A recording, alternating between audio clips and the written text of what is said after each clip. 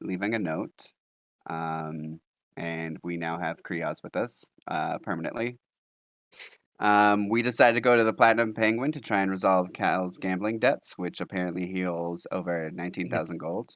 the platinum pigeon, right? Pigeon, it is. You're right. I was Yeah. listening to it. I put penguin for some Look, reason penguin in is my really notes. good, but Penguin is very good. penguin. Uh, all right, and then after he got his finger broken, he promised to pay, and we headed out and didn't burn the place down. Yeah. Um, we forked over the money for resurrections, but like we put aside money is probably a better way to say that. Um, and we sent a message to Dom. He turned out he survived. Luckily, we didn't have to roll for it. And that Karakara needs help really bad. Then we went to the Slayer Stronghold and got two side jobs, one dealing with kobolds on a farm, the other gathering blood from a creature in a cave. Um, it's the Morningspire Temple, right? Yes. Okay, cool. That's where Raynor went with a couple others to speak to Juras about the manuscript mission. Um, the manuscript is the Doctrine of Ghoul. Mm-hmm. Cool. And that's the manuscript that we're supposed to recover. We currently have no intention of bringing it back to the bishop, but it is located in this virulent row, and a group has actually already went to recover it 2 weeks ago, but they didn't return. And I believe that's where we left off. Excellent. Go ahead and give yourself some inspiration. Thank you very much. We got like 5 days of traveling approximately ahead of us For the quests. for both. Yeah. Oh, Yeah. for both Yeah. of us. Okay. Yeah. Yeah. Give or Yeah. take, if you guys do stuff in between or Yeah, whatnot. it's like 4 for traveling, 5 for if we get like caught there for a day or something. 6 Yeah. if Each one is Yeah. like a day's travel out of the city. The first one, if for the kobolds, that's to the west of the city, and then for the blood of these creatures in a cave fishers. cave fishers, that's about a day to the south. They got flammable blood. So yeah, there is some travel ahead of you in general terms. Cool, very good. You all have spent the evening in the Catterfeld estate, a humble house in Great the yard. in the city. Um, it is morning of the 27th of chess. A little bit before 9 a.m. as many of you are rousing yourselves for the day ahead. What would you all like to do? Let's decide on which mission to do first. Well, quick bit of business, actually. I did promise Bergen that I would see him this morning, and if we're going to do any of these jobs, I think I might need a little amendment to the agreement we made last time, since part of it was not leaving the city. Right. I'm sure to be fine. Seems like a reasonable fellow. Especially if you're giving him his money back. Precisely. Do you want any of your coin back as down payment? No, I'll be fine. Yes, I'll return shortly. Ta. You're not going without me. Yeah. Oh, that's apologies. Not happening. If he tries to hurt you again, I will murder him. Oh, well, that's very kind, but I'm sure he's got it out of the system yesterday. No buts. No buts. Oh, it's not about you. You're more than welcome to. Killed us. I'm not letting this like sack of slag do anything else. I'm done with this. Well, I like the energy that you're bringing to this endeavor, but certainly come along. Not trying to dissuade you in any way, shape, or form, but I'm sure now that I have reestablished that I am in town and intending on paying this. I'm sure our interaction will go much more smoothly this morning. That said, as much as I enjoy the energy, perhaps if we're going to try and keep things contained, we should maintain that energy within the group and maybe not share so much with Bergen.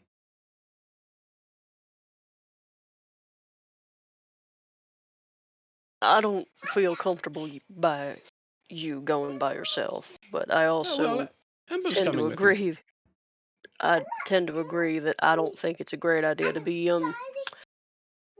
prepared to burn down the establishment at the breaking of another finger. You don't think breaking another finger's on the menu, do you? Well, I think it might be. It was the first time, and you weren't quite aware. That or like Well- breaking your leg so you can't, walk out of the city. Well, that just seems counterproductive. How am I supposed to earn his money back? I don't think you're dealing with a man of entire reason, Cal. Oh, well, look, I know he's angry. And to be fair, I may have antagonized him a bit over the years, but he does run a very successful business. Agreed. And I think part of the reason he might be is that he has a way of assuring that people get him what he demands. And we don't want anything long-term harm. We don't want any long-term harm coming to you if you're going to go speak with him again. Well, I mean, I'd have to go speak with him again. I'm trying to establish some trust with the individual, and I told him yesterday that I would be back this morning. I think it would be very bad form if the first thing I told him that I would do, I fucked off. You're right. Yeah, I'm he not- also yeah. did say that he'd have other work that may curtail this whole debt thing. So we'll see Oh, if it yes. even gets to that point in conversation. Is there Okay, any well- reason for us not all to go? Well, I mean, I just figured it was early in the morning, and I'd knock this out. But if you all want to join me, then by all means, let's take a walk.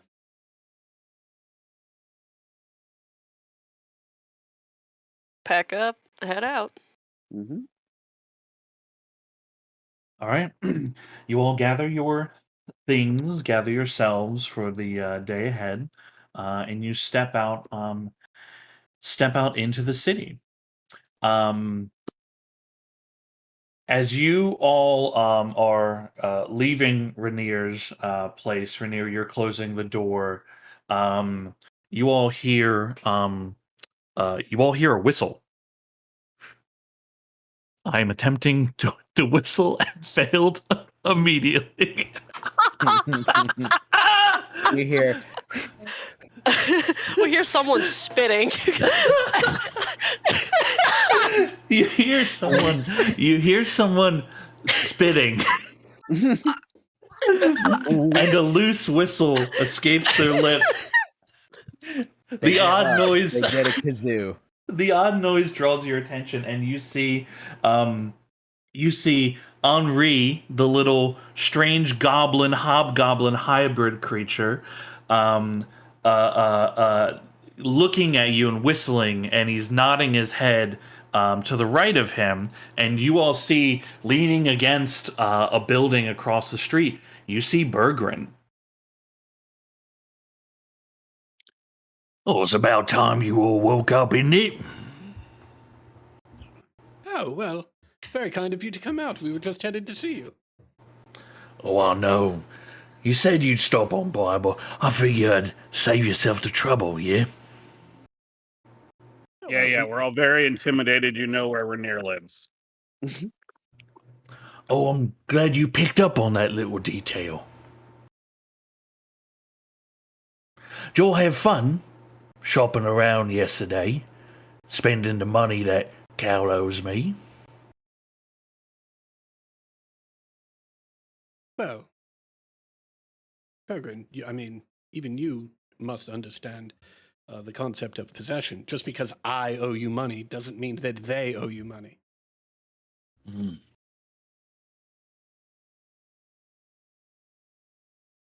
I am working very hard to get money for you. In fact, we have a line on several jobs. Seem rather lucrative. Small problem. Per our agreement, they would require going several days out of town, but I figure if it means earning money to pay you back, that seems like a no-brainer, don't you think? Oh, Cal, you're breaking me heart already. So you want Well- me to pay you back, but you want me to restrict the activities by which I earned that money to the city proper. Mm. You say you got jobs, yeah? Yes. Well, he has Sh- proof, and he'll present the whatever we got from the Slayer stronghold. Yeah, it's like the contract flyers they give Yeah. out for it. Yeah.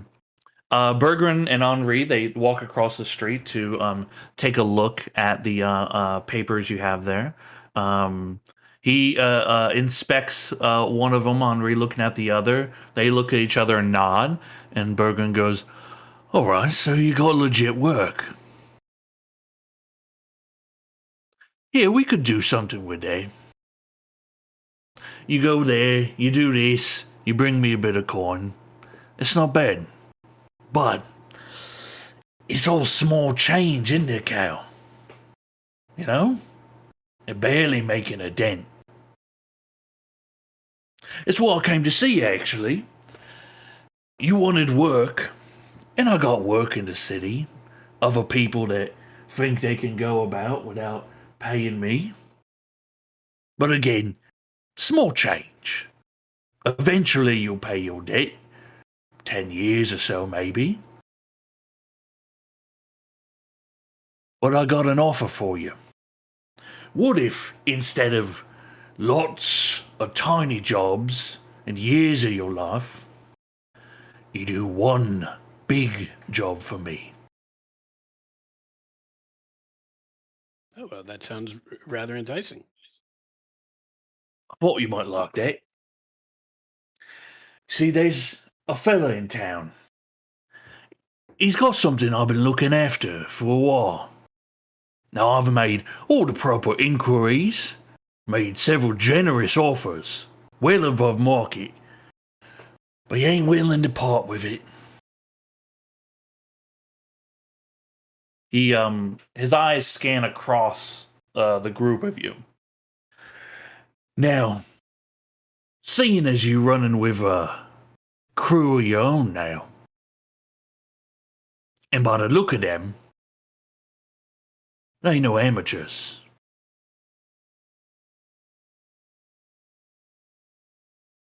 Maybe you and your entourage here get what's mine, and we can call it even. Anything you find along the way, I couldn't give two shits. How's that sound for you? Sounds like a lovely offer. However, I do need to make clear, once again, who I'm running with and who may or may not be assisting me in this endeavor doesn't change the fact I'm the one in debt to you, not these individuals.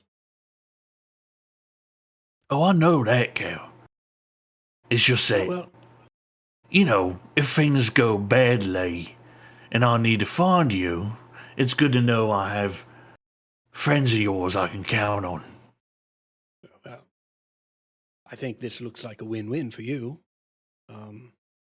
Either I am successful in obtaining this item that you so dearly want, or I'm killed in the process, in which case, yes, you may be out the coin, but the remains of me being smeared against whatever landscape or basement or graveyard you send me to. Sure to help you sleep well at night. You see, you're starting to figure it out, Cal. Well, perhaps some more details beyond just there's a thing I want. Tell you what, the Marquis looking at, they's doing a fancy dinner on the 30th, several days from now. Lets you do one of these little Slayer's business you got going on, and then still time to plan our little heist.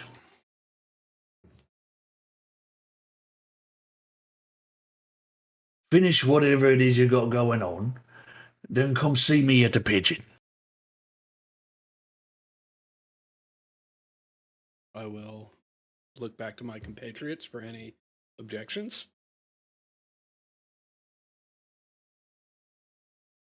Oh, wonderful. It sounds like a deal that will work out well for both of us. I'd shake your hand, but things are a little tender.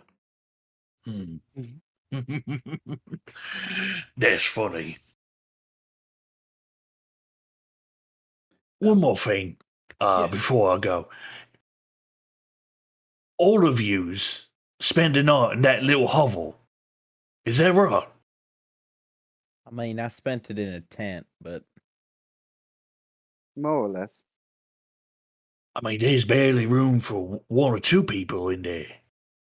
What of it? Is it like a sex thing? Oh. You're angry because you weren't invited. My apologies. I had no idea. Look, I'm just curious. You'll find no shame from me. It's just the lot of you squeezed in, all bumping against each other. I figure, it's probably what it is. I mean, were you just like out here listening? No. We came here this morning.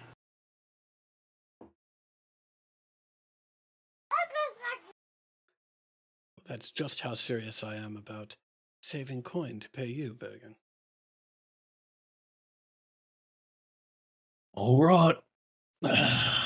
Well, I'll leave you all to it then. Yeah, gives a little. He has like a little like kind of stovetop hat. Gives a little tip to it. And him and Henri disappear themselves into the Henri, city. Yeah. you know how to whistle, don't you?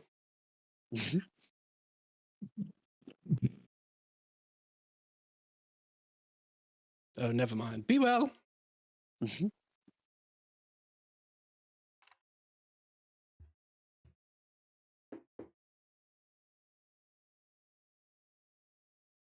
Well, I think that went well. Better than I thought would. Yes, I'd say we're 2 for 2.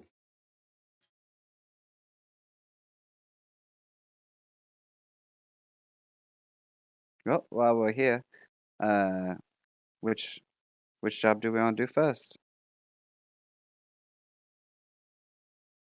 Are we more interested in traveling for the jobs outside of town than we are for handling whatever might be in Sprawling Row?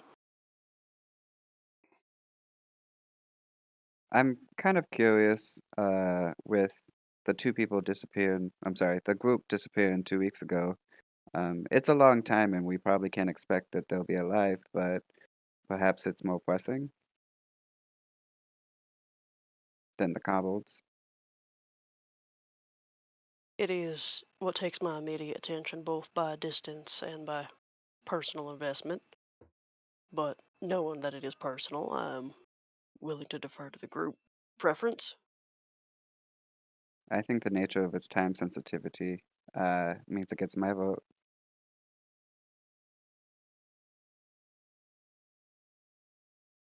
Yeah, sounds fine.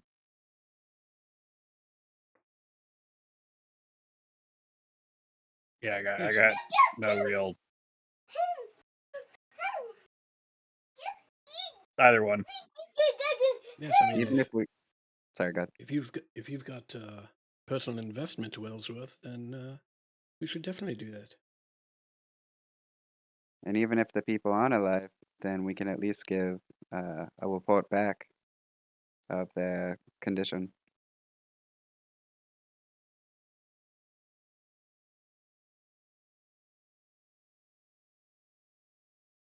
Okay, sounds like we're heading over to Sprawlent Row.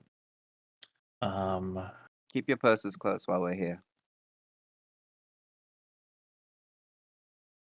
Okay. You find yourselves moving throughout the city, exiting through one of the side city gates, and as you cross over the bridge leading it over to Sprawlent Row, the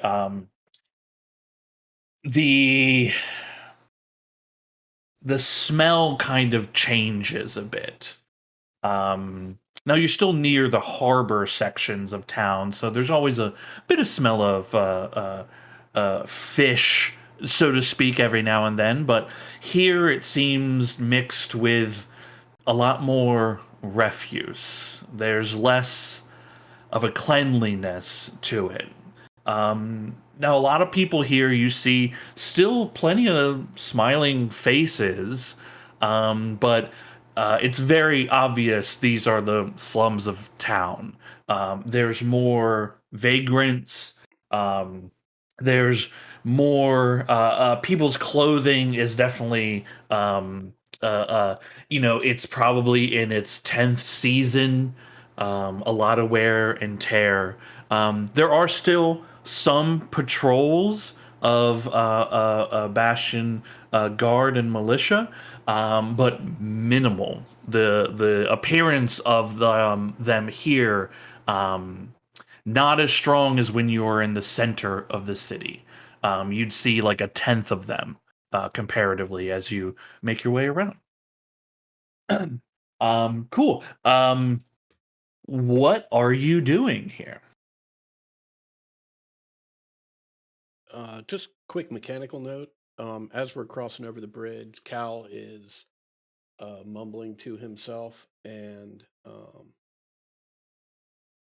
he's mumbling to Kieran, and he's just going to do that over and over. He's casting False Life until he gets his 8 hit points, and just he's going to be doing that every day going forward, so that I don't have to go through the process. Ritualistic mumbling. Yeah. Assuming that's okay with you. It is totally fine with me. Great.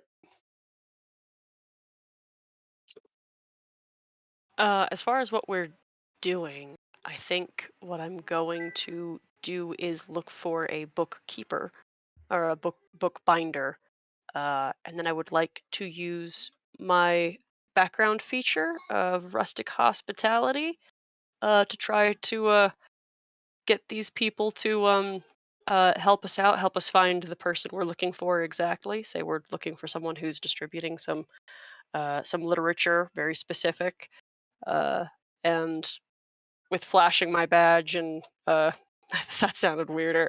Just like my amulet and and being, friendly and personally invested in what other people have going on.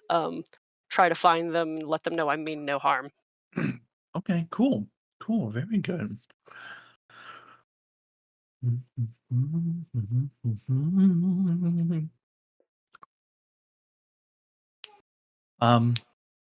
Excellent. Make an investigation check with advantage, if you'd be so kind. Oh, I'm so glad you're letting me use an intelligence-based skill. Thank you.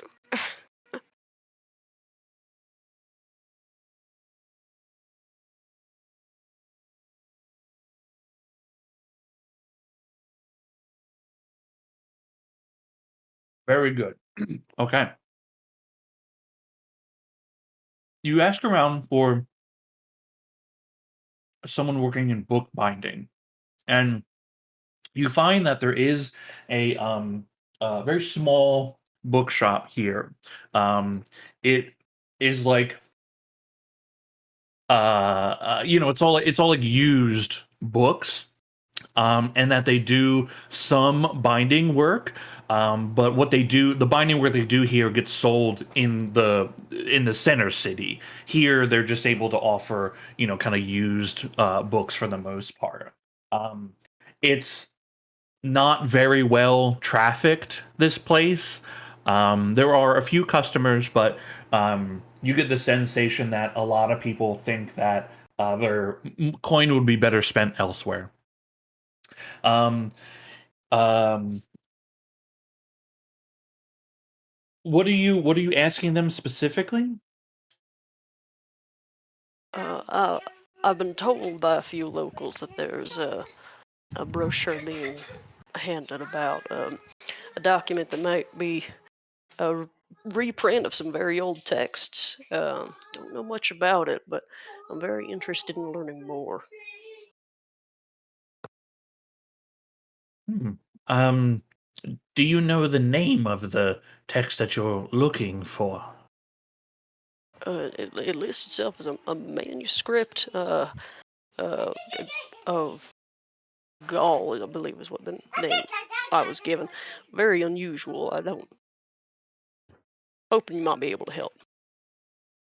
Hmm.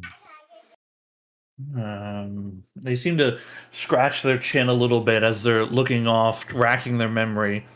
Their eyes alight, and they say, "Oh yes, I have actually heard of this Gaul paper. I do not have any copies of it here. Apparently, there's a scrivener in the row that is making them or selling them, but it's appointment only, as far as what I've heard." Oh, well, that figures. You wouldn't happen to know the name of this scrivener, would you? Yes, yes, it's what is her name? Um, oh, mm, some, so, Sarik, Pella Sarik. Oh God, Sean. How do you spell that? I am typing it in the chat. Oops. There you go. Pella Okay. Sarik. We can Much say Pella appreciated. Sarik. Sorry. Sarik.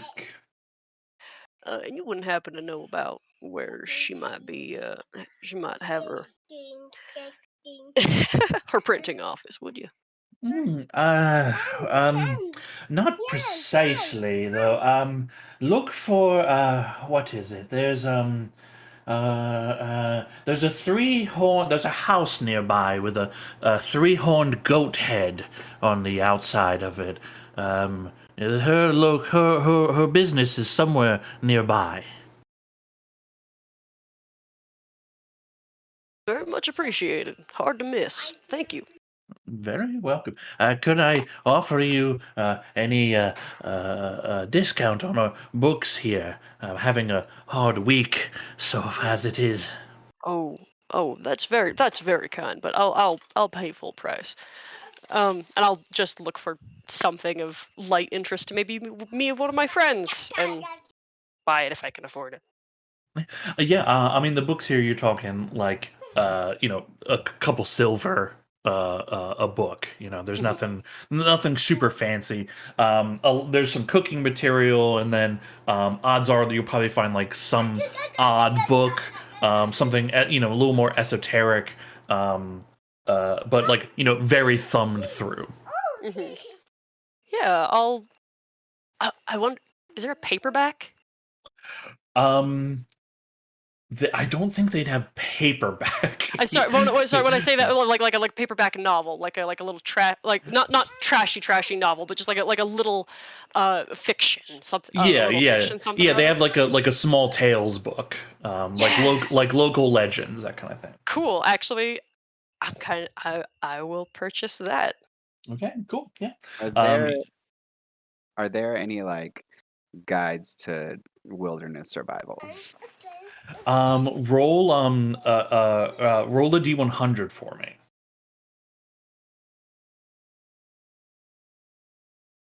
55. Yes, there is. Cool. They are outdated, but they are here. Tight. You said 2 silver? Yeah. Perfect. What sort of cooking? what sort of cooking? They have um they have 2 books here for 2 major books for cooking here. One is Spice of the North. It's supposedly recipes from the dragon clans from the Shadowspire. And then there's rustic hospitality. It's I'm just gonna steal the name, and it's like commoners kind of meals, like soups and stews. I'll take them both. Okay, cool. Is there a history section?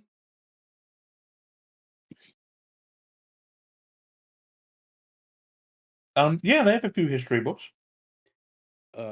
I am looking for anything about whatever Wellsworth is. Interesting. You find looking for that specifically, you don't find like that specifically, though the person the proprietor of the shop says that you might be interested in like a history of some like recent like history of battles that have occurred between Maras and Bastion and some of the lesser clans that are out in the wilds. So it's more of like a story of battle, but they don't have anything about that is like too recent technically for it to be like really written about. Okay. I will decline on any of the books, but I will give him 1 silver for the information. I want to ask him if you got any like old world books, manuscripts, things nobody been able to read, but you got them collected away? Well, most everything here is in common or elvish. What are you looking for? I mean, I say old world. I mean like ancient world. No, nothing of the kind. But if you run across something, I'd love to take a peek at it. Right. You got any like alchemy recipes, I guess? Or actually like historical alchemy texts? Roll a D100.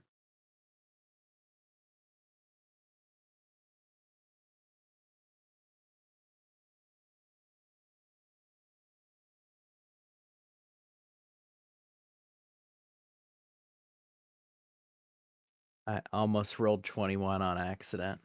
That would have been a disaster. 21 1D100s. Yeah, it 20. That's a lot. They just so happen to have a singular copy of a very old textbook, like a teaching textbook from the Arcanium. It's like 50 years old. A lot of the pages are like some of the pages aren't even in this thing anymore. And it's not recipes, it's about like it's just discussing like the nature of alchemy and changing things from one to another. Yeah, I think Merv would pick it up. Yeah, cool. Merv has never like officially studied, so it's good to know like what they think this stuff is. The stuffy types. If I could ask one more question, are we the first people to be asking for the manuscript that Winia brought up? Oh, now that you mention it, I I think there was a young man. Yes, there was a young man who asked about it, but at the time I didn't know anything. I hadn't heard of it yet. It was funny that several days later, someone came in also asking about it, and they said that they heard someone that was selling it, and we eventually put it together that it was Miss Pella, as it were. But no, so I mean, yes and no. I suppose is the answer to your question. Um, and then I want to browse one more time for a book on etiquette. Cool. Yeah, roll a d100. Ooh, They got one. perfect. I'll buy that as well.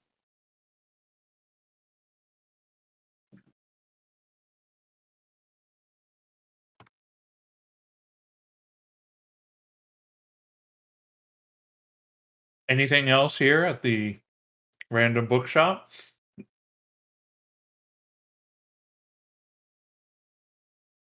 This guy has done enough.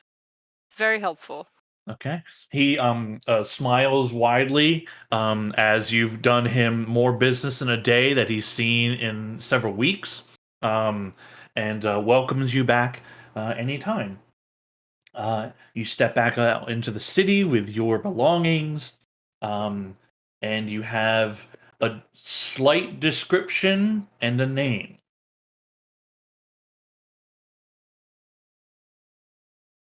Okay, time to start kind of wandering around, maybe even asking for a passerby about a building with a three-horned goat head on it. Okay. Um, give me either investigation or persuasion. I will assist with an investigation check. I'm looking around. Sounds good. Do you actually want to take lead on that? Uh, uh, yeah. Yeah, Yeah, I'll give okay. you assistance. Merv's good at looking Oh usually. wait, I'm sorry. I'm not actually skilled in that skill. Never mind. Oh, then yeah, assistance for you. Okay. Oh. Yeah. Nice. I thought they were going to be cocked and wouldn't read.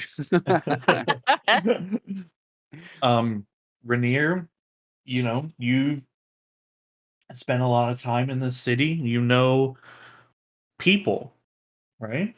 And you know not only how to talk to them, but also how to ask the right kind of questions, right? And you were focused in your mission. So you have pleasantries with everyone, but you know how to lead the conversation to where you want it to try to find the answers you're looking for. Um, you find that on a 21, they direct you, like they give you exact directions on where the three-horned goat house is. And as you approach that area, you see there is a house that has just an actual goat's head. It has three horns on it, um, and it seems like abandoned. It doesn't look like anybody lives there specifically, and there are a few other homes nearby. Um, Besides the so you're now in the location that you were looking for. Um, what do you do? Well, we can either keep doing as we have been, walking all together, or we could maybe split up and knock on a couple doors asking if we can make an appointment with, or if anyone knows where Scrivener Cyric might be.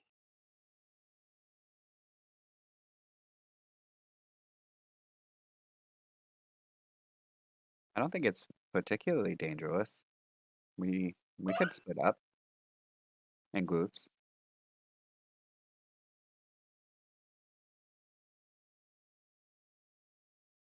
Everyone feel comfortable with that?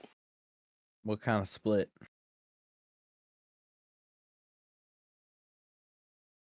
2, 2, 3?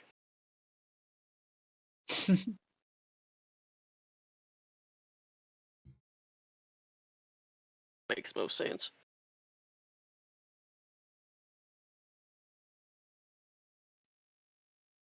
I mean, yeah.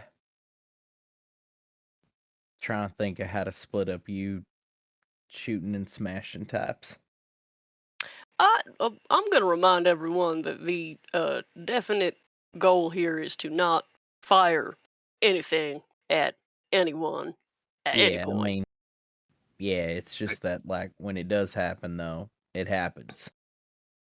Yeah, I think a more important way to do it. Do we have Merv, you and me? We Mhm. keep people alive, Right? so we Hey, should. you won't split up the keeping people alive folk. Yeah, I mean we need to make sure each side has someone, you know. Also, if you can like remotely message, that'd be great. If someone can, No, I anyone? can't. No, okay. Well, Yeah, no. that's I mean, I could have all like on me. Chorby run notes back and forth, but like they're gonna have to be like handwritten, so it's gonna. Also, Chorby has to find us, which could take time. But So yeah, team member and team Merv. Who wants what team? Or maybe the team captains choose. Ooh. Okay, now that's what I want to see. Let's have a popularity contest. Yeah. Ember, shall we? Yeah, you with me, Cal? Oh, well. Certainly. Now Amber, it's who do you kinda- choose? yes, fair. Ragnarok looks pretty giddy right now. Okay, I think Ragnarok. So there's Well, this, that- there's this that means concept called implicit pressure, and what you're doing right now is putting a lot of it on Amber. well, I mean, I was gonna pick Ragnarok, but I think that Yeah. at least means that Rainier should get to pick which group he wants to go with. Right. Yes. He's just kind of chuckling to himself, and I'll walk with Ember. Shit, you gonna leave me and Cal? It's gonna be good. If you're worried, I will come with you, but I'm No, that's trying to fine. exercise trust in you. Yeah, no, like it's good trust exercise, right? Isn't that right, Cal? Like nudges Cal in the rib. I'm not worried about Cal. I want to be very clear. Oh, you worried about me? We don't need adult supervision. We'll be I fine. ain't gonna steal everything hold that ain't on. nailed down. You know, on second thought,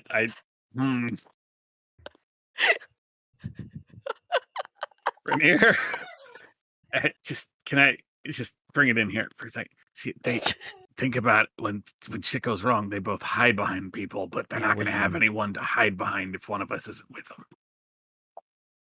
You're right. In that case, All we right. just run, All right, Merv, right? lead the way. All right, No, Ragnarok, it's you and wait. me. Yeah. I Wait, was what? just thinking Rainier was gonna go. All right, Merv, you got Ragnarok. I ain't leading shit. You lead. Hey, if you All could, right. I'm a back the pack kind of dog. I ain't gonna get up there and fucking sniff around. And shit. I say that, but I just start walking. Yeah. What? Wait. Remind me again what we're doing. Ragnarok, what are we doing? I'm We a are little looking- unfair on it. We are looking for Scrivener Pella Sirik. We are Scrivener asking, Pella Sirik. yes, asking if we need an appointment to speak with her about her manuscript. We are also being as gentle as we can and handling this nicely. White. And Ragnarok gives a very toothy grin. Right. Oh. like, can you please separate your tokens into your groups so I know who's with who? Now it's up to you to decide, Cal. I know it's gonna. Don't hurt my feelings. I got Chorby with me, so And this other thing. Jesus Christ. Oh yeah, now they have 4 people. Yeah, there's technically 4 now. I think Yeah. Chorby counts for like. 5. What about your shadow? Oh yeah. Look, y'all keep insisting he's like a thing. He's just. It's right we there. can't deny that he exists. I mean, he exists. I don't think he's like thinking like we think of thinking. You know, It's literally your size. right? Mhm. technically has more, I think, here presently than Chorby technically does. But I mean, what's that supposed to mean? just saying, you got a lot going on. Yeah, but Chorby's got a zest. That Shadow ain't got no zest. I taught Chorby to use forks last night. He's fucking pumped. I taught him to hold a spoon. Do you wonder why I didn't trust you? Just start walking. And how much time did you spend trying to teach your shadow to hold a spoon? Chorby, by the way, is grabbing clumps of mud and just putting it into their open cauldron. Chorby, shit, come on. You don't carry so much of that, man. You're gonna have to turn upside down and dump it all out. He becomes encumbered. His speed is halved.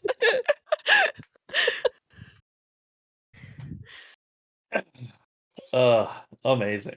Okay. Okay. Can I have Ragnarok and Ember? Can you please make either investigation or persuasion checks? Super good at both of these things. It's the same score for both, so This is going to be a surprise. I am better at persuasion than I am at investigation. Fuck yeah, Ted. Are you fucking kidding me? Hell No. That's Also- incredible. yeah. Also, I would remind everybody that Cal and I are still at -1 to everything. Yeah. So perfect. Uh-huh. Listen, it's that's a fine. 10. Actually, no, that's actually the 11. I lied. Okay. +1 -1. +1 -1. Song. Proficiency in persuasion paying off despite Oh, the you -2. You should have gave me advantage. Should have helped. Oh, I didn't know you were. I thought you were rolling investigation. No, Oh, it was a Teamwork. Yeah. You're Teamwork. crushing it. Hella synergy. Okay, we got Ragnarok keeps smiling at people, and they're like, "Oh, fuck that." Ah. He's got like too many teeth. you know what? Before we get anywhere, I have one inspiration, and I am dumb enough to burn it on this roll. Oh, Yeah, okay. I need a hero. Situational Come on, modifier come on. -1. Wait, why don't you? Never mind. Yes. Yeah. Wait, hold on. Why was the die a 17, but the result is a 7? I don't know. What the fuck, I Foundry? saw that too. That was weird. I saw a 7 on the die. I did too. Oh, I Yeah. saw a 17. I'm pretty sure I saw Oh, a man. 17. I think your die. I think the artwork on your die just is a little. Yeah. I just Foundry Little- getting my hopes up and then just crushing them A little underneath. wishful thinking. Okay. You all, the two of you, wander the streets for a little bit. You're kind of making your way through the nearby neighborhoods, seeing what you can find out. You end up talking to a few people, and they're not exactly sure who you're talking about, and you guys end up getting. Actually, I'm sorry. You talk to a few people. No one's exactly sure who you're talking about, but one person answers and says, "Oh yeah. I'm pretty sure they live down this street right here." And they're pointing out and speaking directions to you. And you guys are led a bit to the north of the row. Coming back to the other group here, could you all make me investigation or persuasion checks?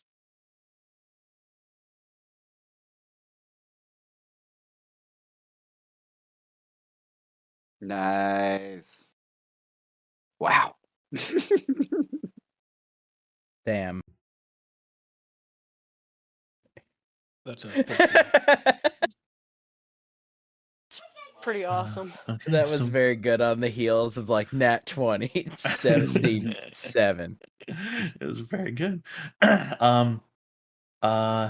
Okay. You all ask around a few houses here, and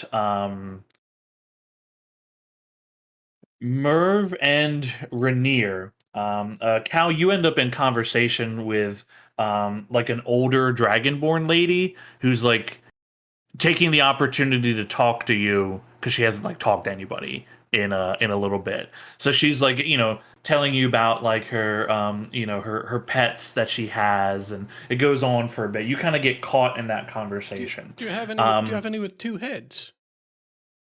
I've never seen one with 2 heads. Oh, well, I I've just once asked. Yes. I once had a marmot with 2 tails. Oh, almost as exciting. Hmm.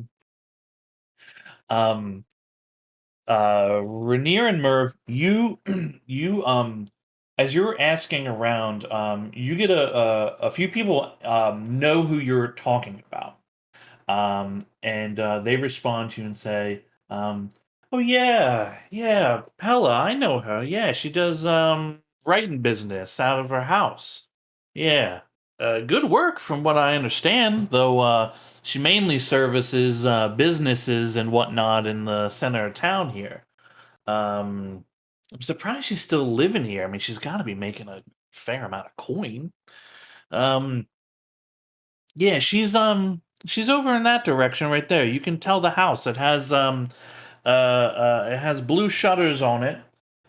It's got a weird name to it though.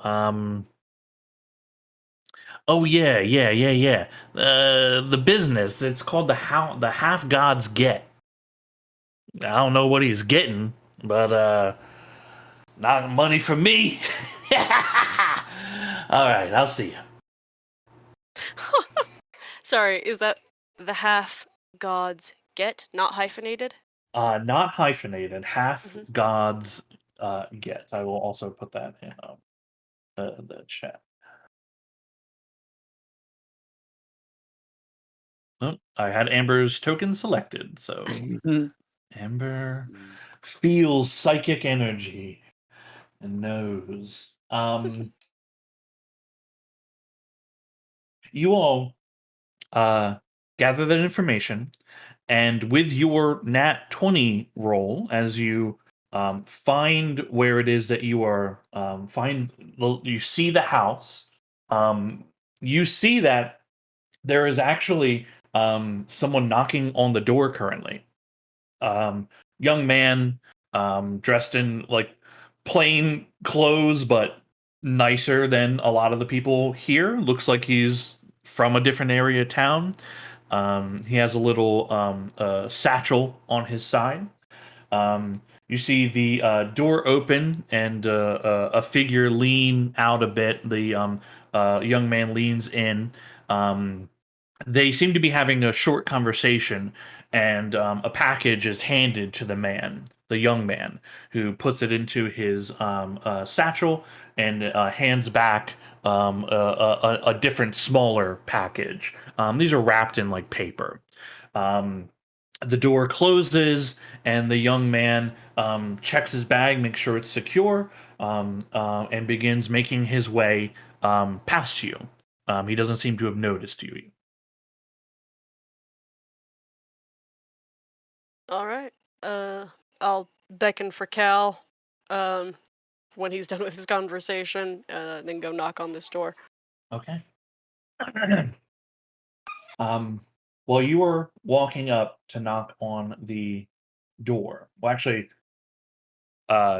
you save Cal from the conversation. The 3 of you go and knock on the door. While you are awaiting your answer, Ragnarok and Ember, you're following the directions you were given, and you turn corner, and you're at a dead end alley.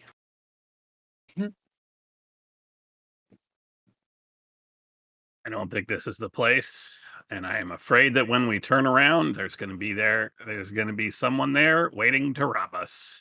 I'm afraid for whoever might be behind us. I feel better already, and I will turn around. I'll turn around to him. Your instincts are prime, for there are people standing there, but perhaps not what you think. You see two young children, a young human boy, and a half elven girl. Each one maybe no more than like 7 or 8. They got dirty clothes, dirty looking face. They look like they're just street urchins, right? They look at the two of you, and they put out their hands and beg for coin. Oh.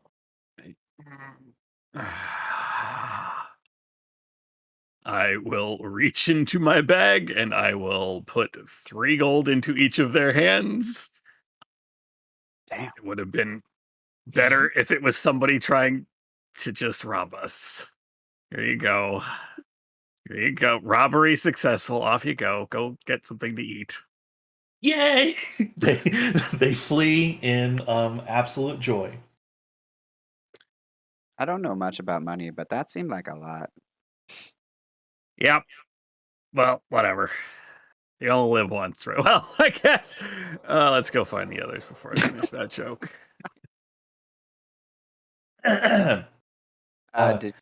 Do we know where they are? Oh, yeah. Good point. Harenir got lost. You find where we're going yet? That's me casting sending. Okay. Who'd you send it to? Rainier. Rainier, okay. Would I be able to? Obviously, I don't know where they are, but would I be able to like list some markers for them to get them there? Yes. Okay. Yeah, you are not. You find that you are actually not far from that 3-headed goat itself. Okay. Yeah, I'll give you some directions from the 3-headed goat.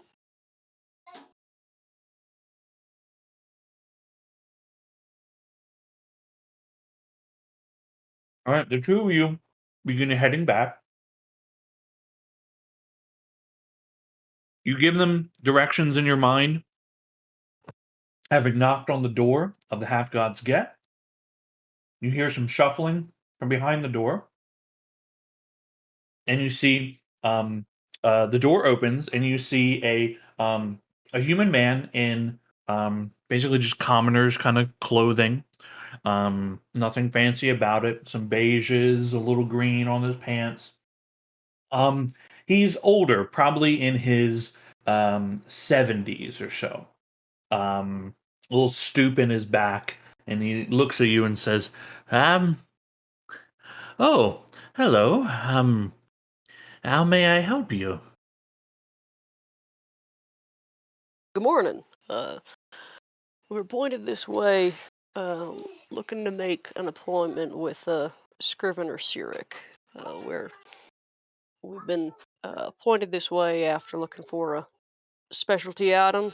She's been distributing. We're curious about it. We're on personal business.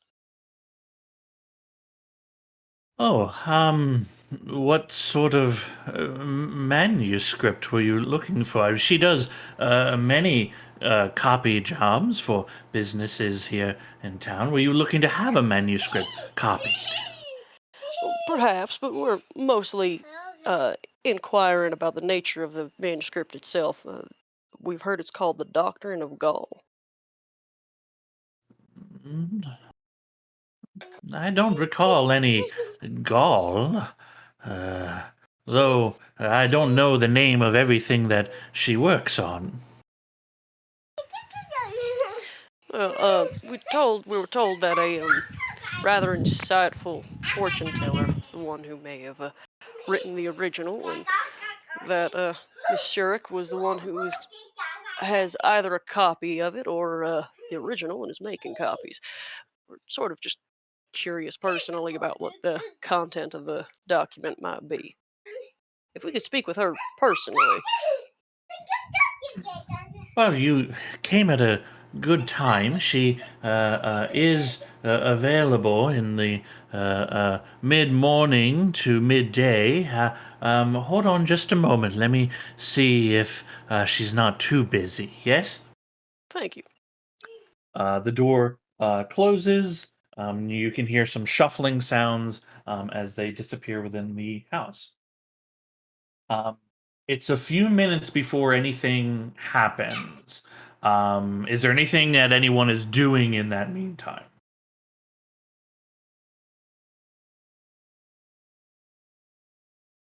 We'll go ahead and since we're alone and there's no one to see me cast a spell, cast Detect Magic. Okay. I'm I'm gonna. kind of curious. Okay, cool. Now I was going to have you join in at this time as well. So I'm assuming you are at the place, right? Yeah, And I you're can't casting get- Detect Magic there. I can't get rid of the template. I can. Don't worry about Thank you. it. Yeah. It's like a 30-mile line to Detect Magic. Whoa. Um. Yeah. Whatever implements of magic each of you has, they light up. As far as the house itself, nothing on the street or the exterior of the house alights. There are some. There are like a window that you can kind of see a little parlor room. Nothing in there alights as well. Everything seems like a normal place.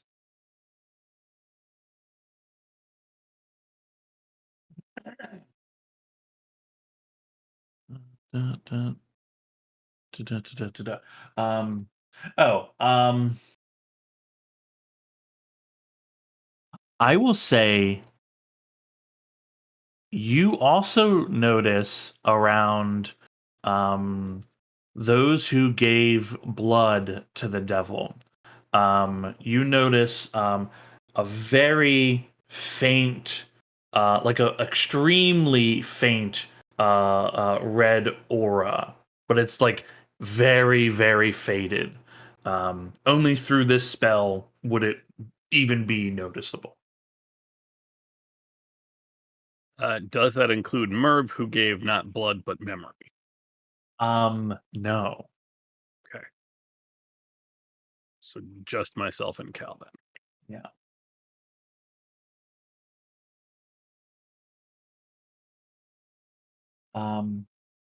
Cool.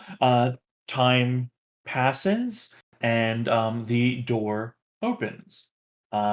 You see standing in front of you a dark-skinned woman with kind of a greenish kind of handkerchief around her neck, red robes, green pants, and tall laced-up boots with these kind of belts and satchel around her neck, dark, dreaded hair. Um, she is roughly like in her mid 30s or so. She opens the door and looks at you all. Yes, can I help you? Good morning. Uh, Miss Shurik, I presume.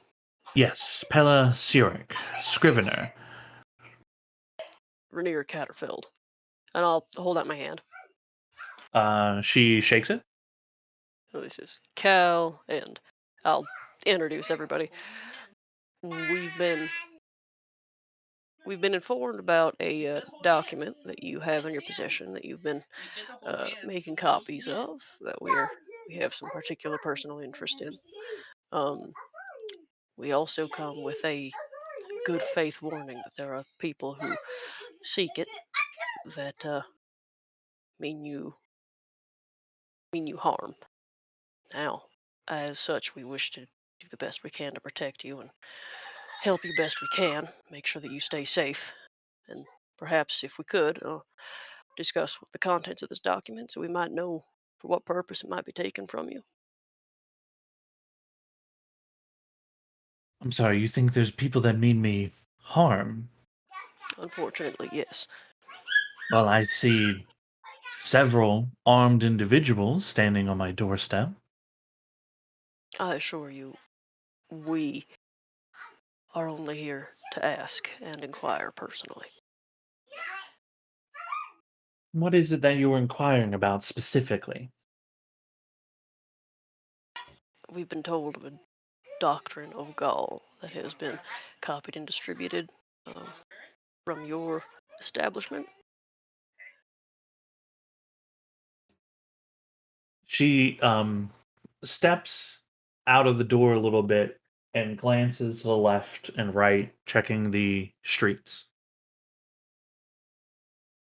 Her eyes meet yours again as she leans back in. You can see that the door is like she's pulled the door a little bit closer to her, so that way she might be able to shut it quickly if need be. And she says, "Where'd you hear that?" If we might, I might disclose such in private. You're all here to obtain a copy?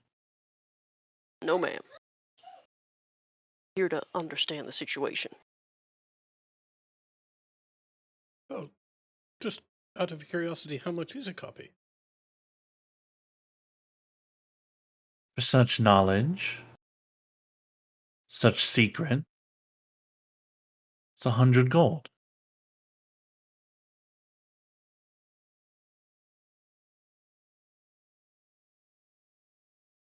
Now, if you're not here to purchase a copy, to understand the doctrine of gold, then I'm afraid we don't have business.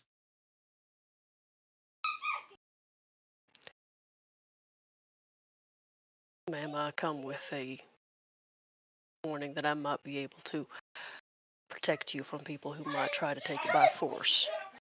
If I could have an understanding of not the entirety of the document, but maybe where it came from and the direction of its contents, then perhaps I might be able to assist you. Its contents come from Gaul himself. And to understand it, it must be read. It must be followed, seeked. What you speak of is no trivial matter. Of course. Now, should anyone be foolish enough to endanger myself or my servant Henrik, then they will find themselves in a world of pain. I am more than able to defend myself. Is that perhaps what may have been the case with a couple of priests who have been by in a couple weeks back?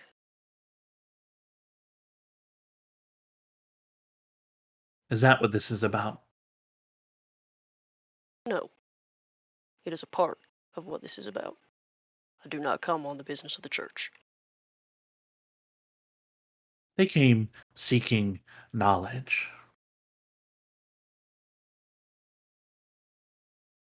I showed them the path they must walk to gain it.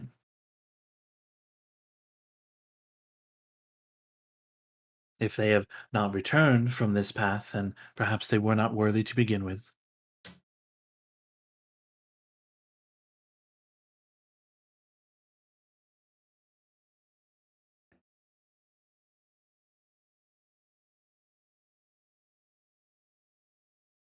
A 100 gold, you say? She nods at you. Do you have one available now? I do. Well, perhaps you'd be a little more receptive to our warning if you knew that we had your best interest at heart, and I will pull out 100 gold. You're a business person after all. Her eyes scan over the group of you again, and she pushes the door open. After me. Wonderful. And steps aside to allow you all to enter the home. Yeah.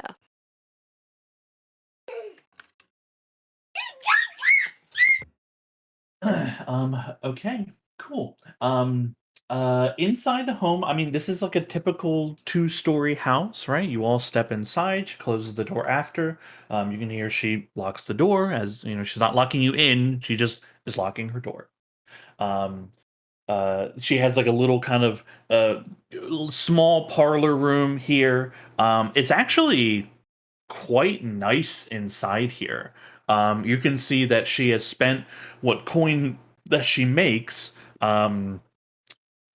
giving herself a nice place to live here. You see, she asks Henrique, her servant, if he can make some tea, and he goes about getting some drinks together for everybody.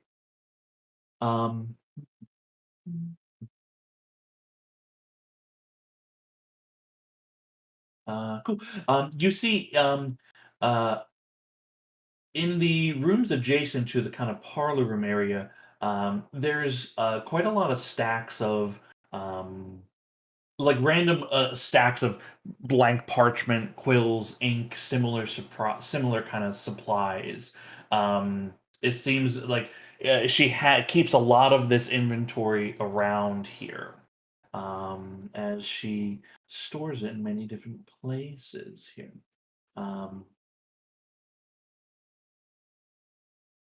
Okay.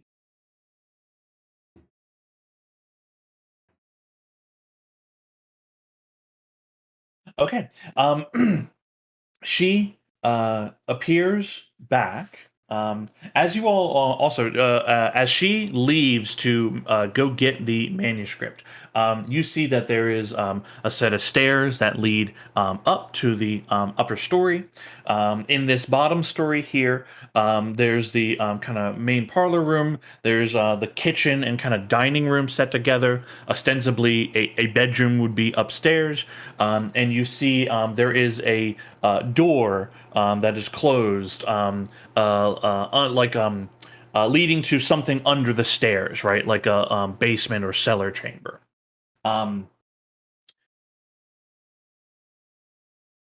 She heads upstairs for a moment, comes back down. You see that she opens that cellar door and says she'll be back in a few moments. Tea is served to all of you.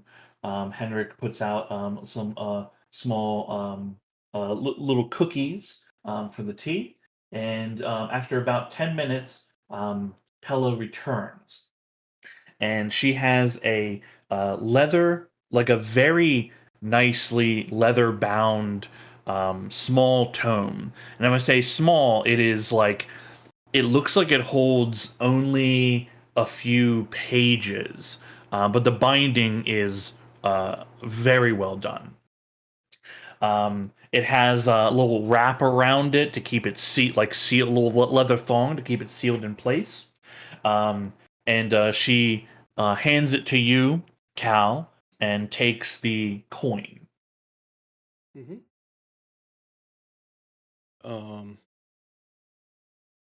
I will unwrap it and open it just to confirm that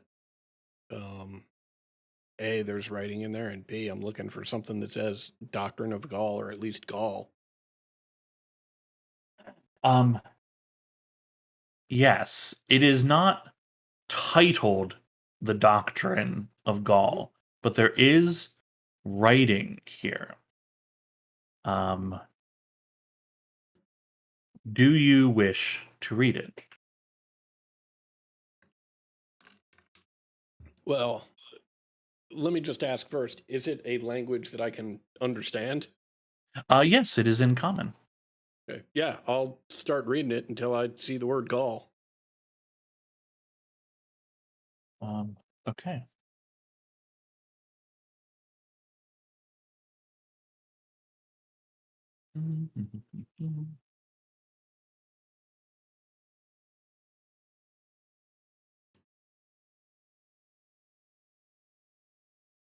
Adam.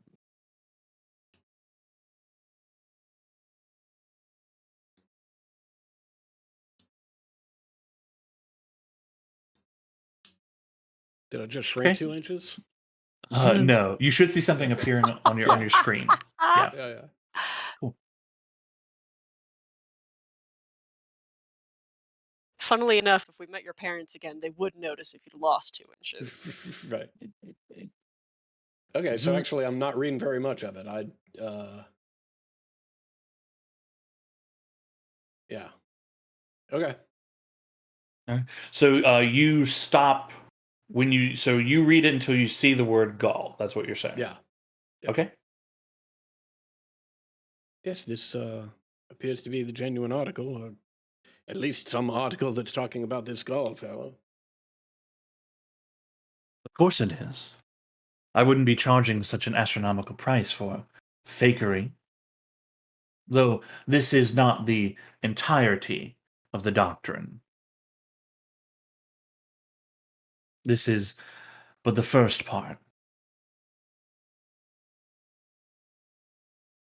Do Well, the others come at a different time?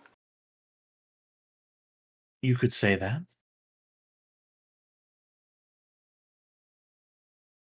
Oh, hi, work. Okay. Hello. Hi. And how came you upon this document? It's original, anyway. I found in the possessions of my late father. He was a follower of strange things. People thought he was crazy. Most people thought he was crazy. I did. But this is real. The knowledge that Gaul provides, if followed through with. And how far into following have you gotten yourself? To the very end. There is great strength in his teaching.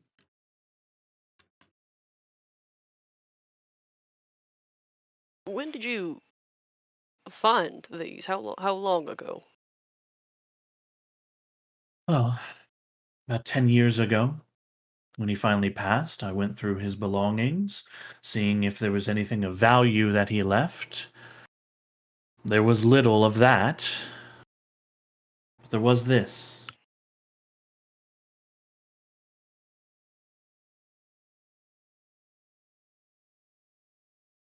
The And you just doctrine, provide go it on. to anyone who can purchase it. Well, the knowledge should be available to those who are interested and willing.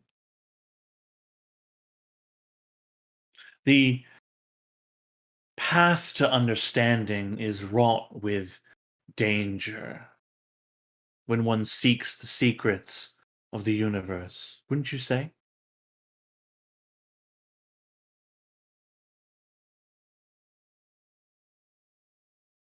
I'd say it's very easy to take creativity and curiosity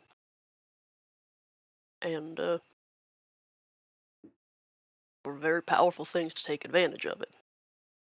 Take advantage of your curiosity. One must have inner conviction and dedication. Now, you said this was not church business, but you came looking after their business. I assume you are follower. Yeah. Then the words I say should be as true to you as breathing. I believe so. Now, I understand that in order to understand this, and I'll gesture with my hand towards the book, I would need some time to read it myself. But those priests that have gone missing, you wouldn't happen to know any part of any, as part of any indoctrination that might be taking place, were any of them put to harm or in harm's way? Surely you know that there might be risks involved if there's well, if there are risks. Enlightenment carries risk. If you're asking, did I harm them? The answer is no. No, They I wouldn't ask walked the such. path like all those before them. But the path to enlightenment is wrought with danger.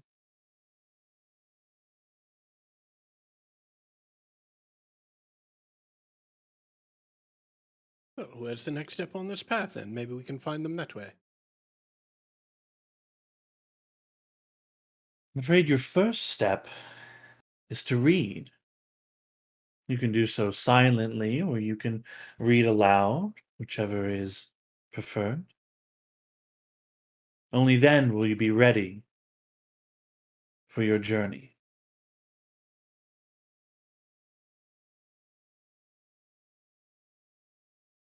So saying the next step's in here, and I tap the. She nods and sips her tea. Very well. I'll open it up and I'll read it. Cool. Do you read it to yourself or you read it out loud? I read it to myself. Okay. Cal takes a few moments of intense study as he reads over. It's all one page, right? It's Mhm. like this whole display just for one incredibly well preserved page, um, beautiful parchment. One like the calligraphy is the kind you would see in like nobility houses, right? People like you this kind of like document you've seen like your father handle for like his finest business deals that he's done, right? Mhm. It proves that the work she does is like high end, right? That she probably contracts to the Merchants Alliance and other high end businesses to handle their paperwork. I when I finish reading it, I snap it shut. You know what's in here. Of course. And what happens in 7 days?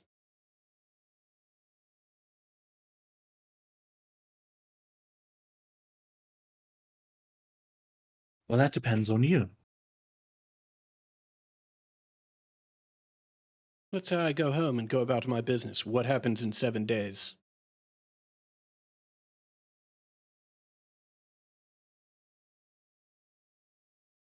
If you choose to ignore the teachings of Gaul,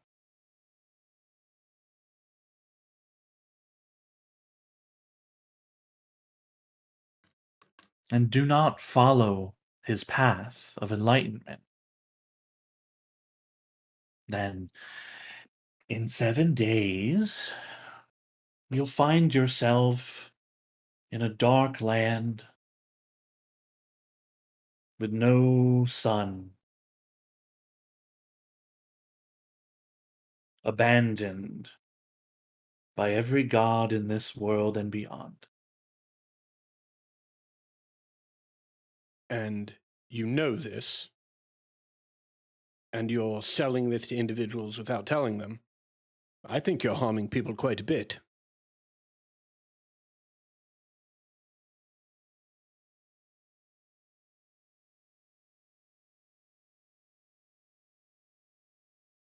The knowledge that Gaul offers is powerful. The doctrine is a test, the first of many. Should you prove worthy and find the second part and the third and final piece, then you will have your understanding and your absolution. As long as you complete this in time.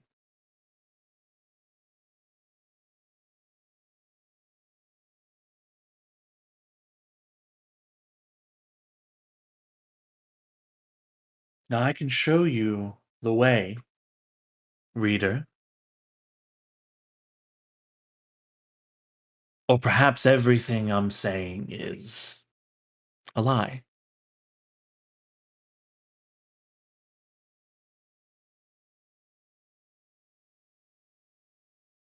Well, I've come this far.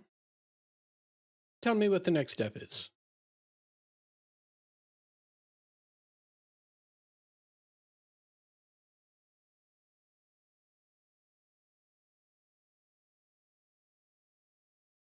She stands up, sets her tea down, um, looks to you, Cal, and says, "Follow me. The rest of you, sit."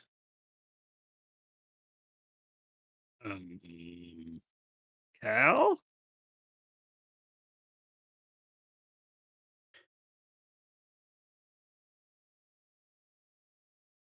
Well, the good news is it looks like I won't have to pay Bergen back after all.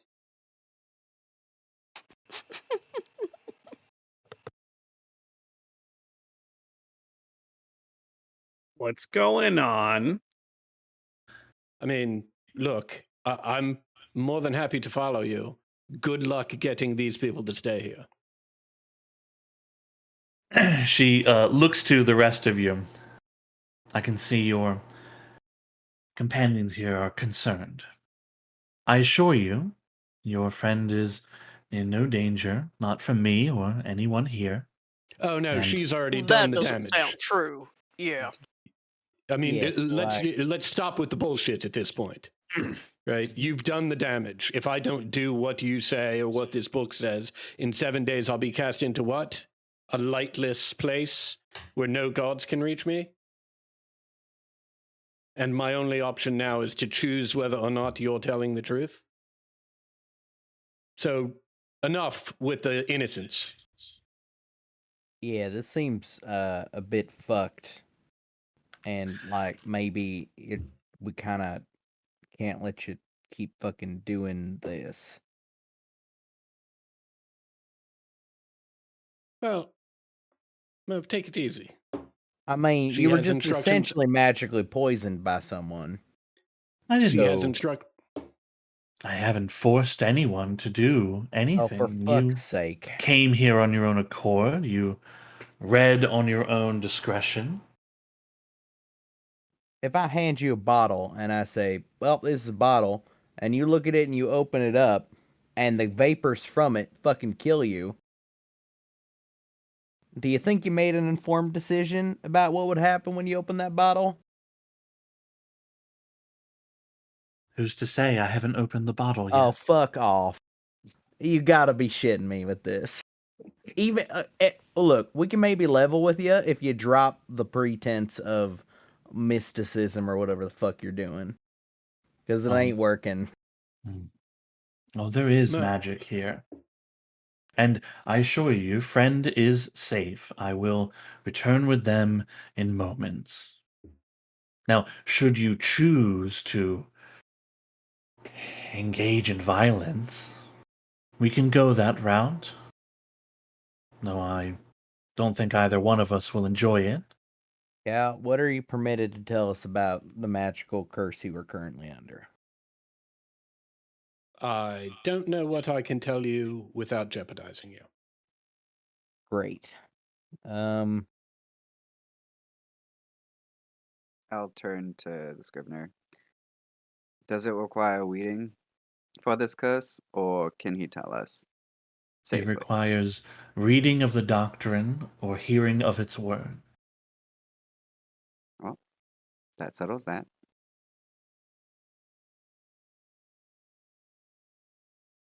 Now, will you allow me to show the reader here what they require?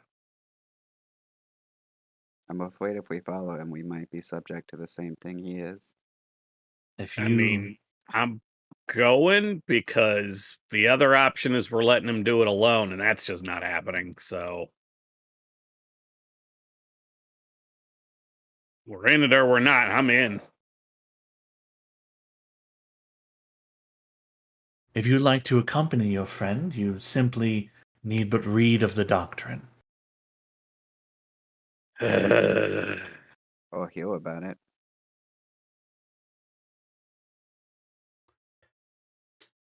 Yeah, I'll pick it up. You're going to have to wrestle Cal for it, which is going to be entertaining. Cal, hand it over. No, get Ember. Cal- No, absolutely Cal. not. Stop it. Cal, I'm going with you one way or another. Well, I mean, you can come with me without it being cursed. It's not like I'm going to go down there and disappear. I'll come back up and we'll all go do whatever the fuck Well, I mean, this says we've got to do. I get cursed going down there. That's what you just said. Well, no, I mean, you don't go down there with me. I'll go down there. She'll tell me what I've got to do. I'll come back up, and then I'll go off and do it. I mean, I'm not going down there with you now and then just fucking off, am I? I'm coming back up here. Do we really trust anything she says at this point, Cal? Well, I can't let you curse yourself. Give me I will. Cal, don't make me hit you, Cal.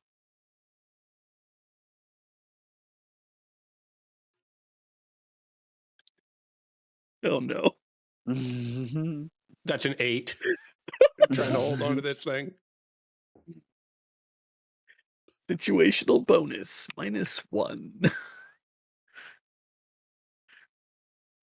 Damn it! Raw. You are in a steadfast tie, stretch like holding. Stop it! I Stop it, would Ember. like to pull Ember off of Cal. No, let me go. Ragnarok. Let me go. Just let him go. Why did I go Midwestern for that? Ember, I promise. Right, I'll go down there. I'll come right back up. Right, and then I'll explain whatever it is I'm supposed to do next as best I can. I don't trust her, but I trust that Cal has our best interest in mind.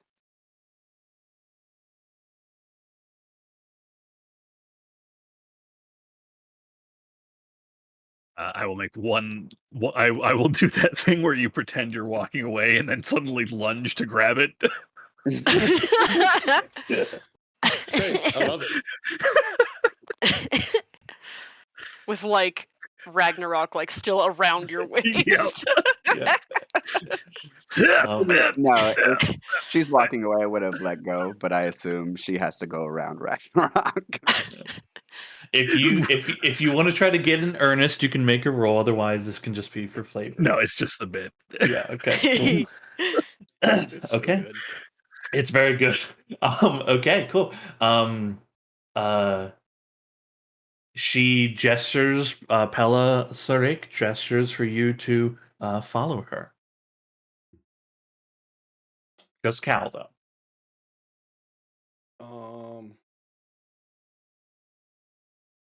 Yeah, I follow her. Okay. She unlocks the door under the stairs leading to the cellar. Has you head down first, and she closes the door behind you, and you all hear the door lock. And the footsteps of the two of you heading down the stairs. Cal, you find yourself in a cellar under the house. Mhm. As you're making your way down, you see she puts a hand on your shoulder and just says, "Hold on a moment."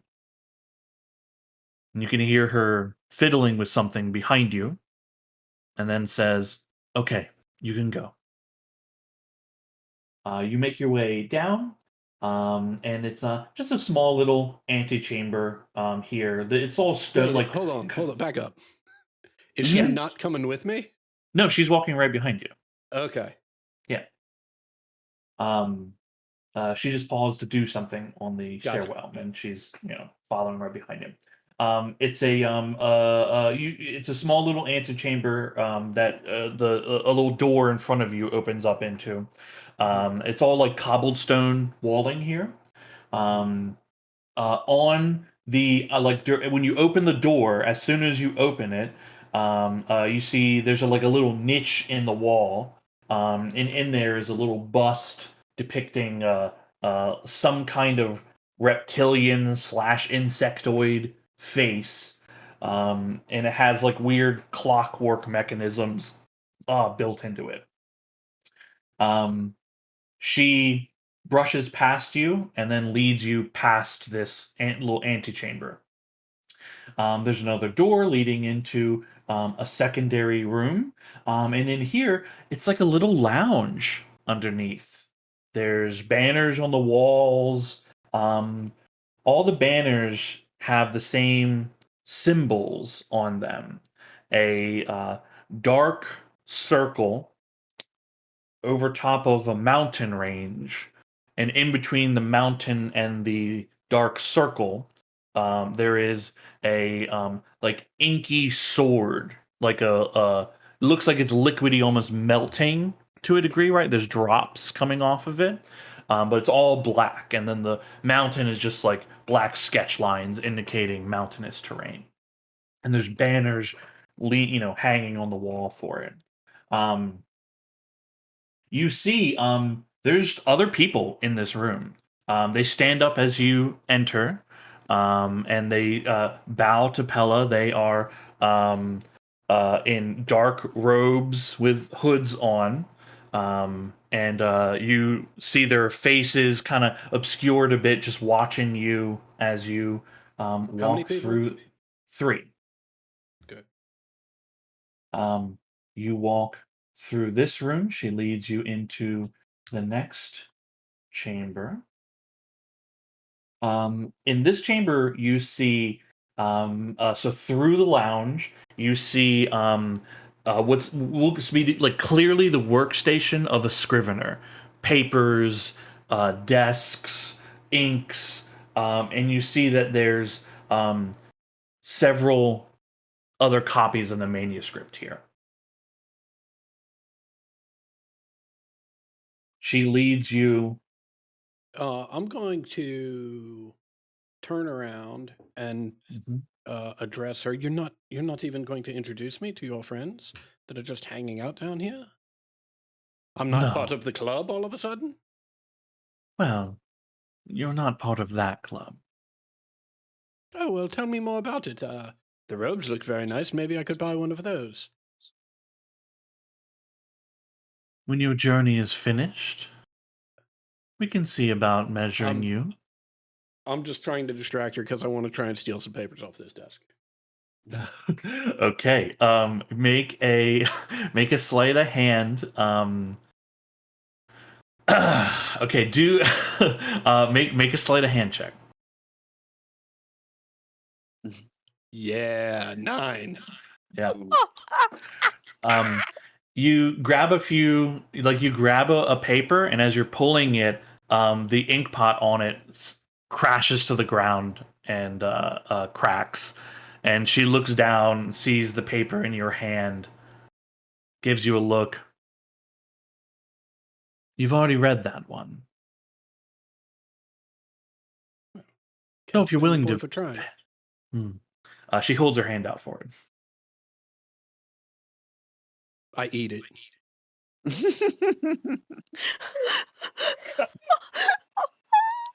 Wow. If you show that kind of commitment on your journey, reader, then I think you'll make it to the other side just fine. Oh, wonderful. I can't wait for the map that you're going to give me. She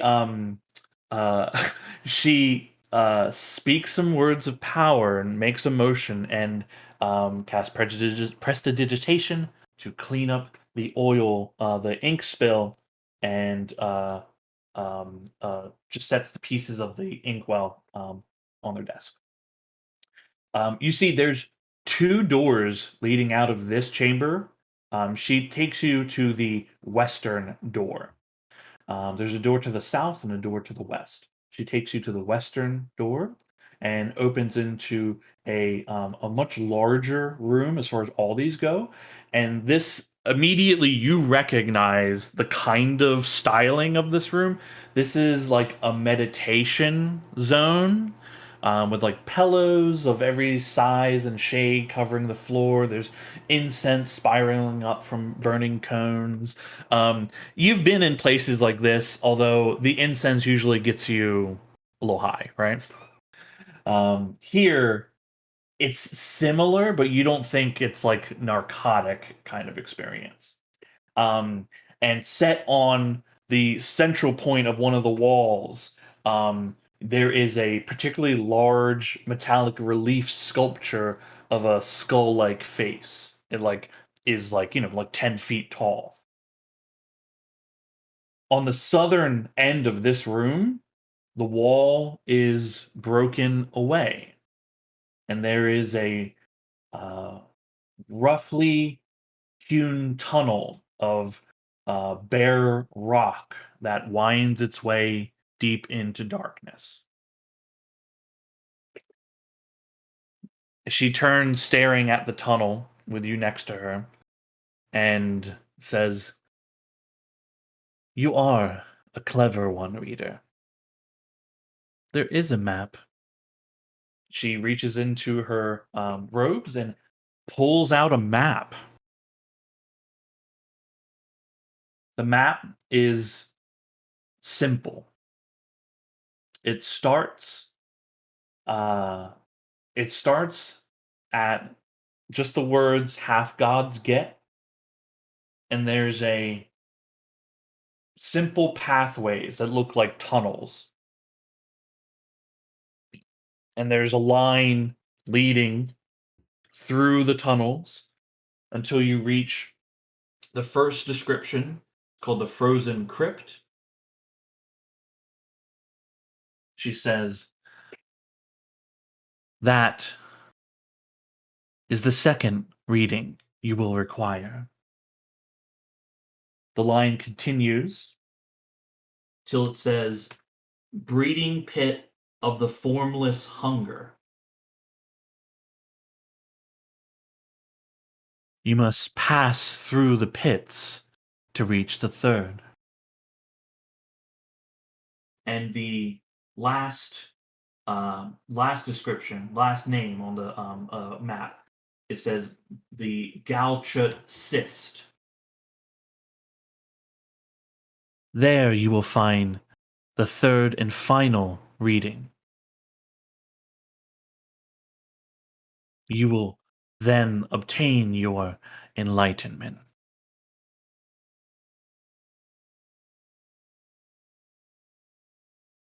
But be warned, reader. As I've said, the path to knowledge is fraught with danger.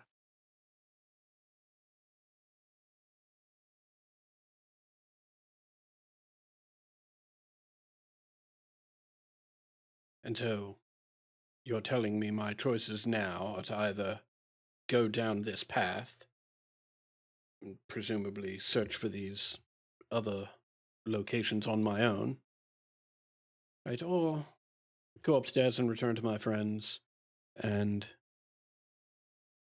be doomed to this darkness in 7 days.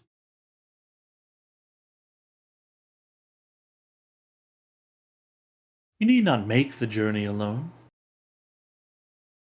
If they wish to follow you on the path, they're welcome. Though if they do not read or do not hear his words, the knowledge of Gaul will be lost on them.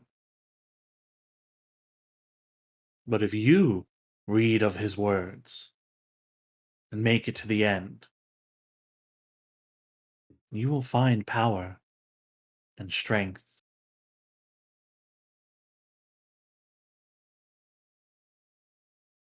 This moment of knowledge was for you, the only one who brave enough to read. Well, You do not need to Like- start the journey now, but you will need to start it soon. I think you've made a horrible miscalculation. Each and every one of them are brave enough to read this. The only reason they didn't is because I got it first. And I won't let them. But so long as I can come back whenever I like and undertake this journey, I think perhaps we should go back upstairs.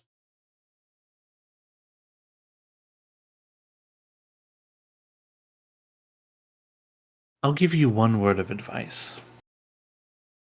Simply because you are the first person to eat the doctrine. And I find it both fascinating and disturbing. When next you come, bring a warm coat. A very warm coat.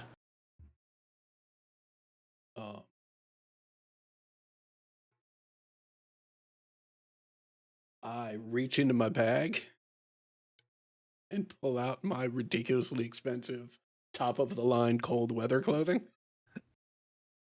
Oh, you mean like this? Do you believe in destiny?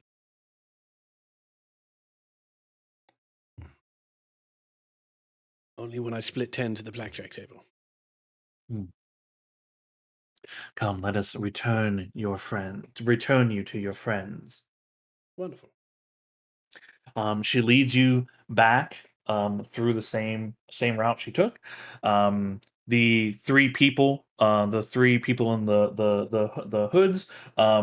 You see, like, as you are coming in, they're like quickly grabbing their hoods and pulling them on, and like standing up. No worries, just passing through. Not flipping you off. Just broken finger. Cool. She leads you back up the stairs.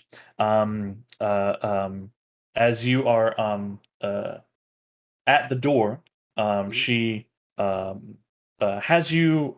Sorry, she goes ahead, unlocks the door, lets you pass out of it. You see, she closes the door for a moment and then comes back out again, closes it, locks it. I wouldn't let her close the door the first time. Okay. Right. I am going to attempt to cast a spell. Okay. What spell would you like to attempt to cast? I am casting Suggestion. Okay. Are you affecting this in any way? I mean, I'll wait for the roll and cast Silvery Barbs as a reaction. Okay. Verbal and somatic. Okay. Cool. You move to cast a spell. You see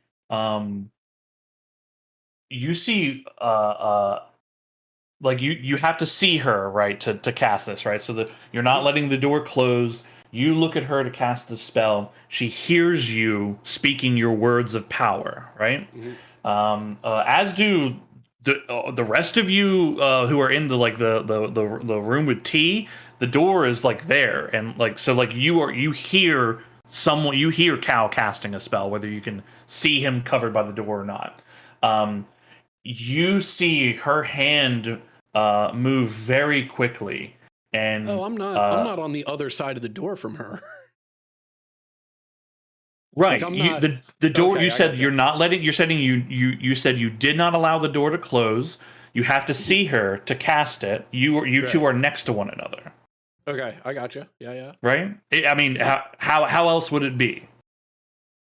Well, I mean, we're We're walking up the stairs. She's leading me up the stairs. She's opening the door. I've got to be behind her. Yeah. Okay. So she has not opened the door to the outside. That's what you meant. That's what you meant. Right. Okay. So you're in the stairwell. Okay. Yeah. Okay. Same thing though. So no one sees here. right. No one sees it. I would say though, again, words of power, they have to be spoken. Yeah, absolutely. Right. So like they can still hear that there are like, you're speaking through a doorway several feet from people, right? Like I'm just saying audibly, there's muffled sounds of like, like loud speaking, right? Not shouting, but loud speaking. Cool. She moves her hands very quickly and your spell is unraveled. You see in one of her hands does this. Another one of her hands has a wand at your throat. You want to try that again, reader?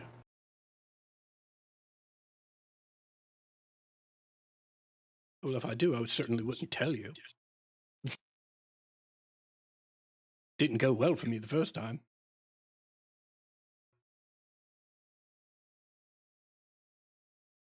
She keeps the wand at your throat, eyes on you, uses her other hand to reach in, grab the key, and unlock the door. Takes her a bit because she's not looking, but she knows her house, right?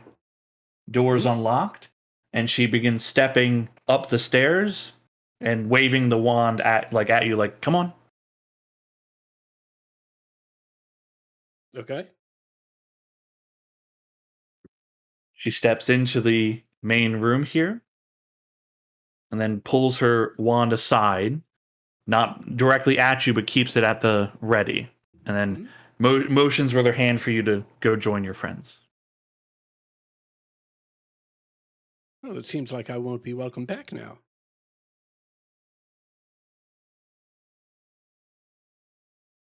If you deem yourself, and she's closing the door, if you deem that to be correct, then I wish you well.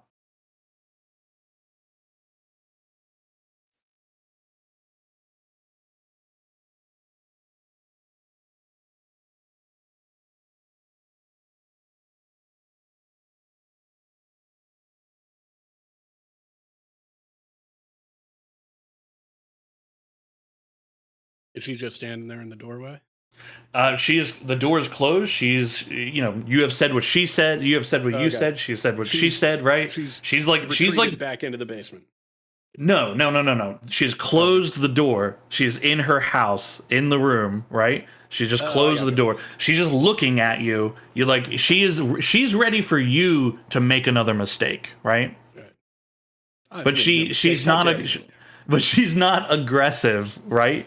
She's, she didn't do anything harmful. She's just defended herself. So, I brought your companion back, as I said, unharmed. Well, not exactly unharmed. What did she As do we've to you? covered, the harm's been done. Oh. What's going on? I don't know. There's some lounge down there with 3 people that are just hanging out in robes. It's under other circumstances, I'd be very interested. But then beyond them, there was a room with some incense, which was the boring kind, not the fun kind at all. And then there's a hole in the wall that leads into some darkness. I've got a map here that she says if I follow it and get some second reading from the frozen crypt and make it past the breeding pit of formless hunger and then get the third reading at some sort of cyst of some sort, then all will be well. And otherwise I'll be banished forever to a cold, dark place where the gods can't reach me. We should leave. Yeah.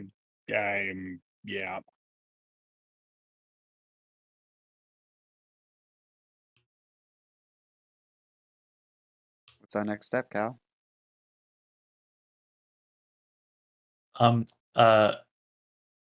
She goes over to the front door, unlocks it, opens it to allow you to exit. And she says, "You're more than welcome, each of you, to purchase a copy or read his, should you choose. I have a feeling I'll be seeing you soon."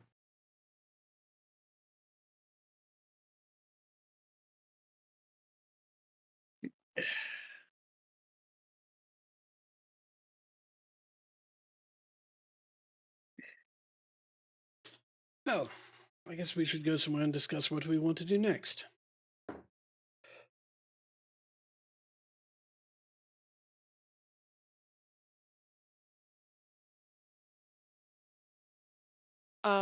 Once I am outside, I'm kind of indicating just by walking that we should head back into the city proper.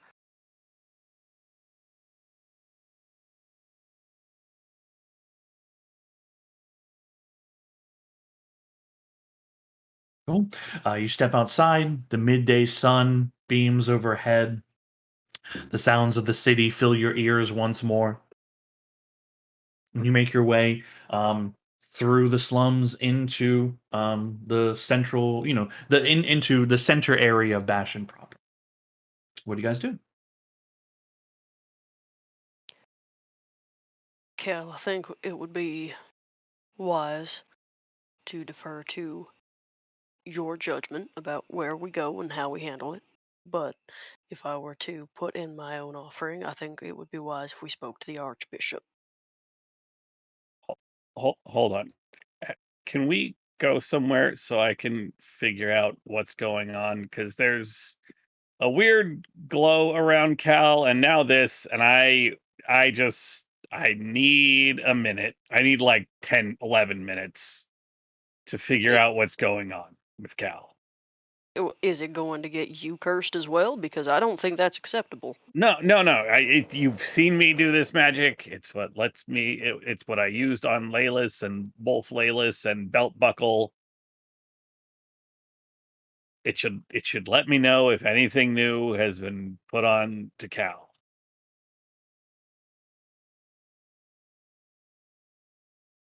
I would just be worried that that would provide you knowledge enough to spread the curse. Oh, I don't think it works that way. A Have to chance I will take. Yeah, you have to read this, or I have to tell you about it in some detail.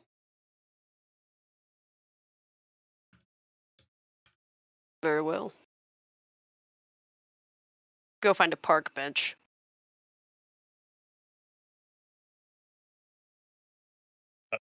Okay, I mean, I guess this will work. I was thinking like your house, a little. I mean, we can go privacy. there. Yeah, we can go to my house. I just like, as you made it sound like it was important to do it quickly, so we'll go back to my house. Okay. You head back to the Catterfeld estate. Estate is so generous. I'm just ritually casting Identify on Cal to figure out what sort of spells are affecting him. Cool. You ritually cast Identify on Cal. There are no spells affecting him, but I will allow you some information. One, you sense that there is there is some kind of magical connection between him. Like you gain the sense of like there's a fiendish nature surrounding Cal, right? And you having done the detect magic, you can put two and two together. It's likely the same thing that's happening to you. To what end? You don't know. It's extremely faint. It's not like overwhelming. Like you're not even sure it could do anything in particular. But I mean, you did see you remember seeing those eyes in the dark. Yeah. But you didn't see the devil was not there, right? So who knows? Very faint, very faint. You definitely sense a curse on Cal. As to the nature of it, that is, you're unable to discern, but he is absolutely cursed.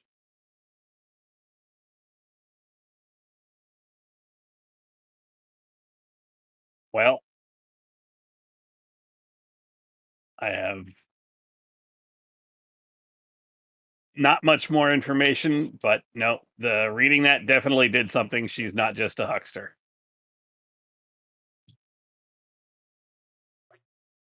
Well, it's always refreshing to find a businessman's honest. Is there any like material benefit to doing the thing you're going to be forced to do? Or immaterial benefit, as the case may be?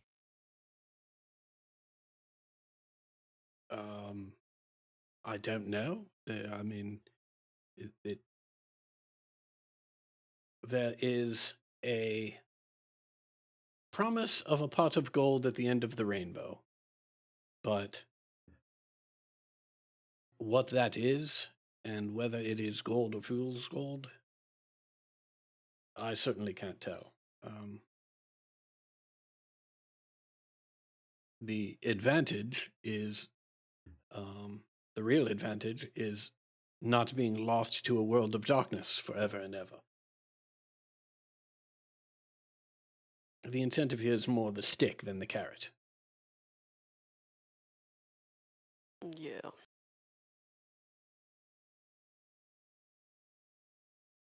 So what do we do next? This clearly takes precedent over anything we were planning on doing. Well, Agreed. there are a couple options as I see it. Archbishop is not a bad idea. On the walk back to this house, it occurred to me that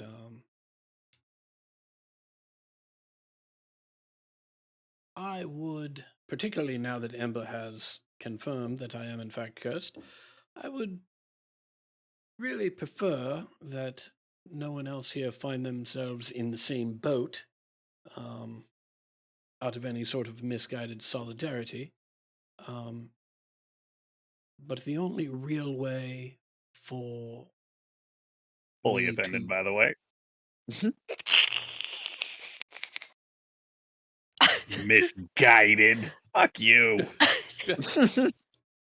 Well, it's he might have a sweet, but- point. Hey, Look. if we died together, we can get cursed together, all right? Well, Continue. very sweet. The point being, the only way for me to actually prevent that would be to stand guard over this tome for the next 7 days. I am not going to do that. So, I strongly discourage anyone from reading it. But if you would like to, and I'll just put it down on a table, now would be the time. But there are 2 conditions. One is after you're done reading it, I do need this tome back. And 2, it has also occurred to me that Bergen is probably much more likely to try and send me to my death than he is to let me off the hook for that money. And I know it doesn't quite fall under my turning over a new leaf sort of thing, but if any of you have any bright ideas on how we can ensure that Bergen reads this document, that would be wonderful. And I'll take my hand off the tome.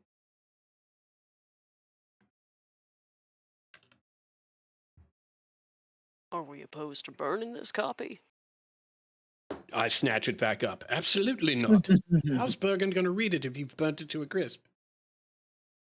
Because after Bergen potentially reads it, and Oh, we have thus conscripted someone to their death, which, as we determined while we were in that household, we do not condone. If we were to do that, then the book would then be left to someone else to stumble upon and read, also well, be yes. conscripted to their death. And I mean, I do agree with you. However, I mean, I think in the case of Bergen, right, it's if I don't kill him, I think he's likely to kill me. So it's really a I think self-defense sort of thing. I think I mean, really that's allowed. I'm sorry, Ragnarok. Oh, what was that? I'd rather think about that after we save your soul, because I'm sure there's a way we can do it. Deception being what it is. Um, but right now I'm worried about you. Well, that's Agreed. very kind. I wouldn't be too worried about my soul, though. Or I rather your body. yes, that's could be a problem. So, My only thought is if we keep that book amongst us, then just as with the coin that we had, it has the potential to do harm to us or others.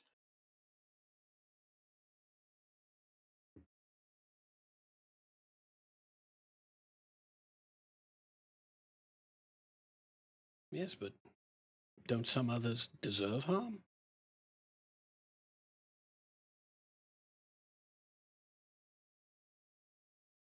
I don't think that we are the kind that ought to be determining whether someone forfeits their mortality to an abyss.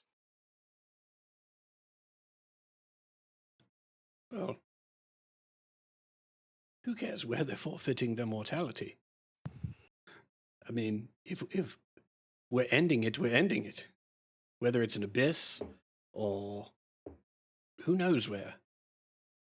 If we're deciding that it needs to end, we're deciding that it needs to end. The other part of it is if this person manages to fulfill the steps of the doctrine, then they are stronger than when they left. This is not a death sentence.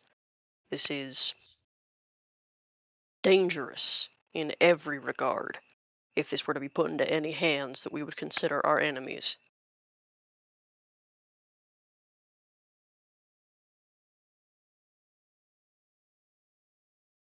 Also, I don't know how worthy Bergen is, but his resources are great, and so he he can probably muster the forces to pass whichever trial this is.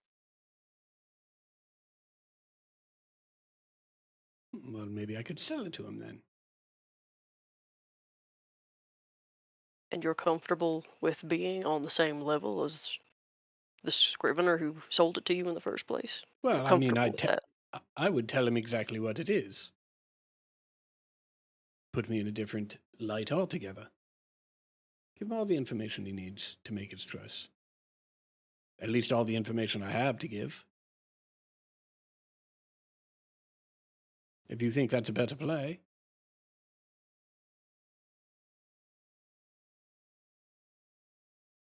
I can't say I agree with it fundamentally, but I don't feel right standing in your way dealing with this particular business. Well, the good news is it looks like none of you are interested in reading it. I applaud you on your discipline.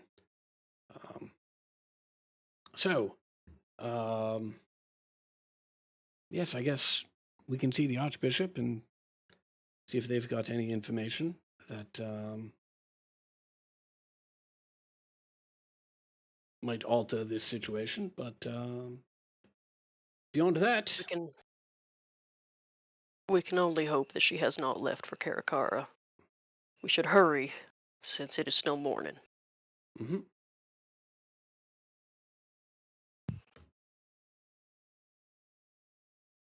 Yes, make haste. All right. You head to the Morning Spire. Cool. You make your way inside. You see several brothers of the glorious sun walking around. You make you you speak to um uh you speak to an attendant that knows knows the attendants to the archbishop, right? And they tell you to hold on just a moment, let me go get them, right? One of the attendants to the archbishop comes down to speak with you. Um, yes, is there something I can help you with? My apologies. This is a matter that I spoke with the Archbishop about yesterday. She asked if there were anything I needed from her to speak with her directly. This is of utmost importance and is for her ears only. I remember you. You were one of our hunters, right? Yes, sir. Um, she spoke very highly of you when we saw you in the halls. I'm afraid the Archbishop is in meetings all day. If there's something you would like to pass along to her, I am happy to do so. There's any way that you could express the urgency of this matter and that there is little time left today, but with which it can be addressed. She gives you this face of like, I will see what I can do. Resignation and knowing like what you ask is an impossible task, right? Hmm. Um, they disappear for 5 minutes, 10 minutes.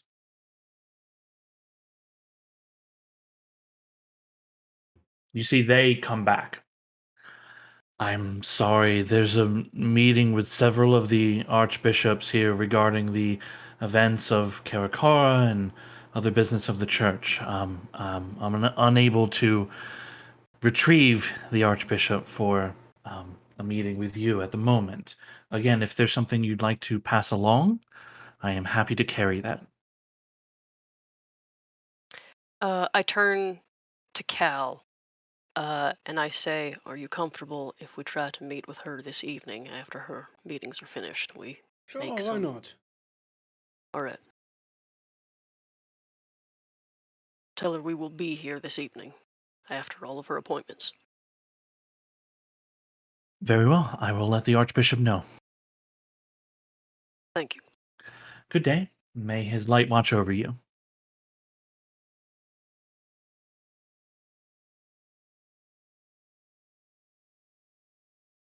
I understand that this bites into your time some, Cal, which is why I asked. Oh, well, I've got nothing but time.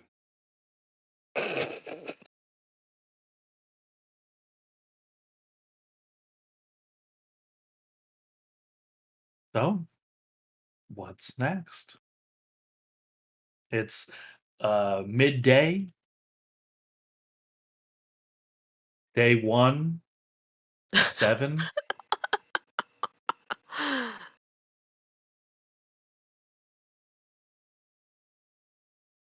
I am comfortable waiting either here or at my house until such time. I don't think that I have anything that we could accomplish in a single day. Oh, wait. Um, I had a thought. Um, that we could, and I could present this to the group, but it, we could bring the tome to, well, the page, I suppose, to the Arcanium. Speak with Baracus, perhaps. Not saying that I necessarily entrust him with the details of the form of the document, but if there were any way that maybe he knew anyone else who was taking it, or if there's any sort of magic that could be done that might help find those who might have succumbed to the darkness, whatever. If there's anything we could do, I think he might be more capable of it than us. Not that I know if they could, but We could go to a bar. Cal, this is your 7 days. We'll do whatever you want. Yeah, let's go get some drinks. This has all been a downer, really. Curses typically are.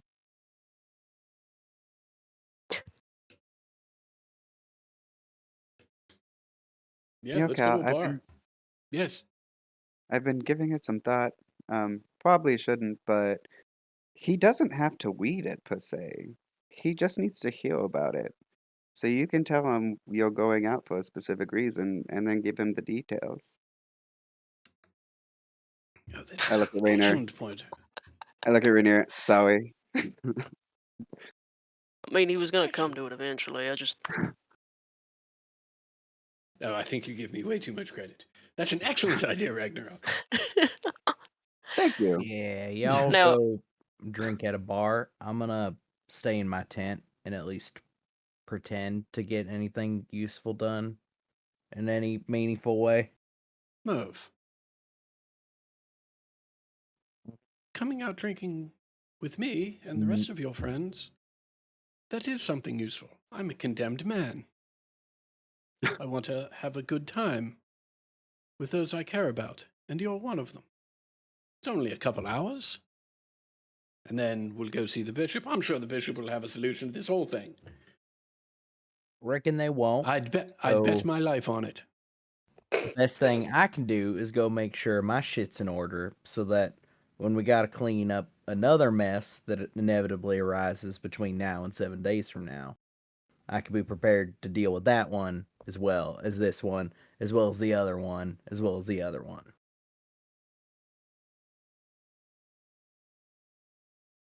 I'm just going to take offense to the fact that you don't think that the Archbishop can do anything about it.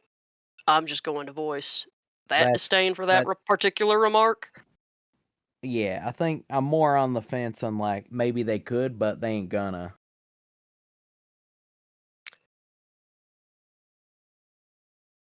Not even for me, but I'm so charming.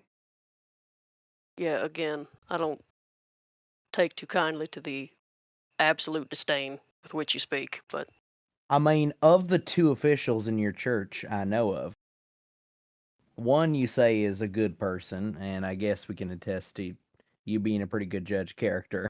The leader of that whole order of the church, though, appears to be a fucking dick, by all accounts. I think you are entirely misunderstanding the hierarchy of the system. The Archbishop is someone who is appointed for their good works and has spoken to me directly about wanting to do the most good possible and is in fact currently working on repairing whatever can be done in Karakara. Bishop, the fucker who sent us in this direction in the first place, likely is after the book himself for his own personal reasons. Possibly even interested in the doctrine himself. Merv, listen. And I put my arm around Ember. We died. Okay. You were kind enough to see to it, along with Rainier and Ragnarok here, that we were brought back to life. Now I've been cursed and rolling them bones that the Archbishop will come through for us. Take an hour. Commiserate with us. Get to know our new companion, Krios, a bit. And then with the time that's left over, you and Rainier can continue this theological debate. But I'd prefer to do it with some ale and some fried cheese, if possible.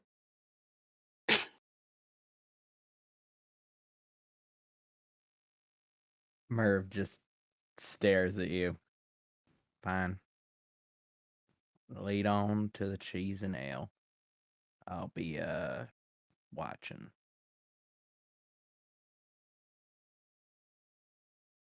Well, I think that's the best we're going to get, Ember. Any ideas, best direction to go? Oh, wait, I'm from here. Follow me. Once again. I was about to say it. Hell yeah. Where you guys are, the closest tavern is the Gilded Mug.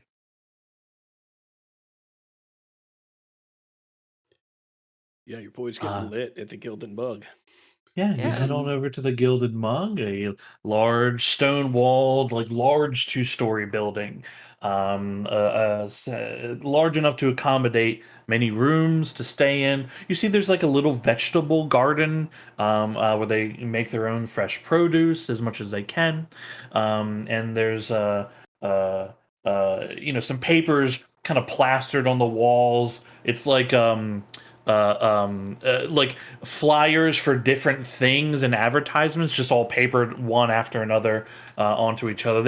It looks like they've been like torn down several times, and then people just keep putting them back up. A never-ending fight with that. Cool. And you all are at a tavern. There's food and drink available. There's raucous music. There's a bard in here. It's middle of the day. People are having lunch. It's a good time. I think I try to keep wits, but there's no trying to lower the spirits. And to that end, Rainier will ask Cal, purely in the spirit of entertainment, are there things that you feel like you need to do before you die? A little late. Again, Yes. There you go. Well played, Ember. Before you're banished to a dark place. Oh no, you've already met my parents. Oh, that's 2, Ember. That is 2. We are on fire. Oh, that's 3. I didn't even mean the last one, but oh. We should drink in the middle of the day more often. Well,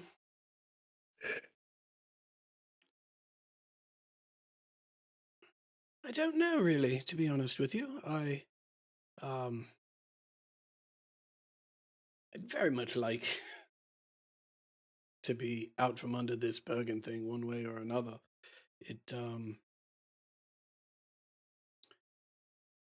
Since I've been cut off, it has pretty much weighed on every decision I've made. I long to be free and clear of it, but in a weird way, if I'm to die in 7 days or be banished to this dark hellscape, I gonna will be happen. free of it. That's the spirit, Ember. I'll drink some more. But look, truth be told, right? And maybe it's the ale talking, but I am growing more and more confident that this is but a bump in the road. We'll see the Archbishop.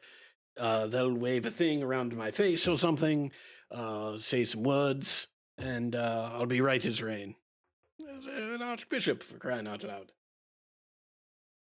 I can't promise that would be something that we'd be able to assure, but she will at least be able to advise us appropriately. And I have on good faith that it would at least be within some capability. She might be able to pull it from you entirely.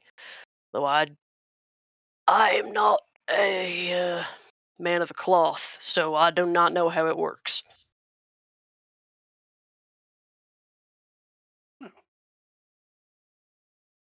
I'm sure to be fine. After all, what is the church for, if not sucking evil curses out of patrons and bringing dead flesh back to life? You know, that is an excellent Wait. question that I feel like many members don't fully appreciate. And I'll kind of like curse the bishop's name under my breath.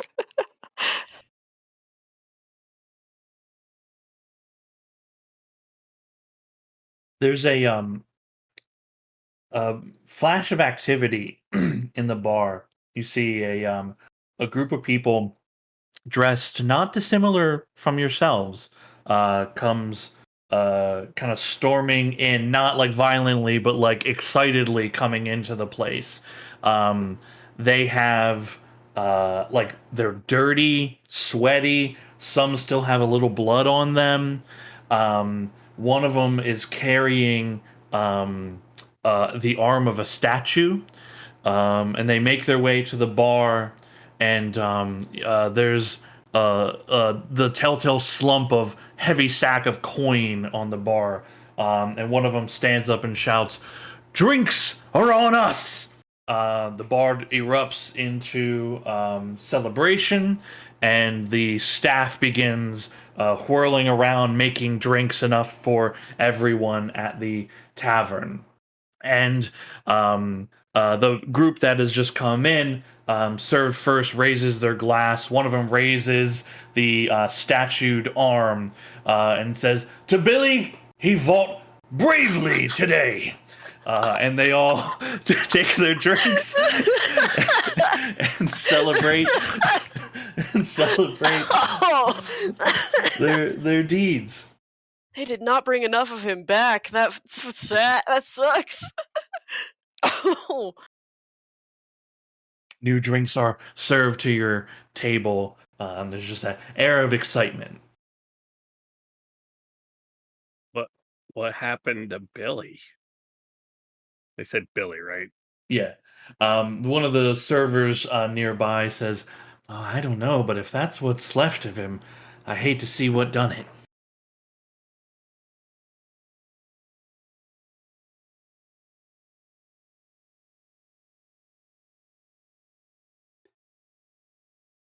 Should I go ask him? I'm gonna go ask him. Yes, let's find I'm- out. How many? I'm gonna of go them are there? ask. Yeah, So what did you ask? How many of them are there? How many? Oh, Yeah. there's 4 of them. Okay. Yeah, I'll walk over with Ember. Cool, I yeah. like Yeah, they're enjoying their drinks. They're, like slapping each other on the shoulder. There's, like a big burly guy with a big great axe slung across his back. You see an elf in tight leathers, kind of short cut hair. And you see a human female dressed in like heavy plated armor, and you see along with them another halfling man as well, and they all look, they're like armed and armored, right? They look like you all, just different. I will toast with my untouched drink that was just sent over to Billy. What can I ask what happened? "Hey, Billy!" They chink their glasses together and take a drink. You see the halfling turns to you and says, "Basilisk. Bad news if you run up against one." Did we fight those? No, we haven't fought those. No, I don't believe so. Well, What? you guys slayers? You look like slayers. Yeah, we've done some slaying, killed some cockatrices. It's kind of like, No shit. yeah, Nuh-uh. yeah, we did. Oh, Cal, back me up here. We did, right? Oh yes, there were cocks all over, the dead cocks all over the place. Yeah. Okay. No, Ragnarok, look, it's an awe. He doesn't look like he's contradicting you. Yeah, and what was the bug? No, hobgoblin, bugbear, something the red. Drogar. We got Drogar the Red. Yes. Why were you all hunting that? What were you Were you hunting the basilisks, or were you hunting something else? Oh no, we were hunting basilisk. There was an order for some basilisk blood. Oh. And bleeded we did.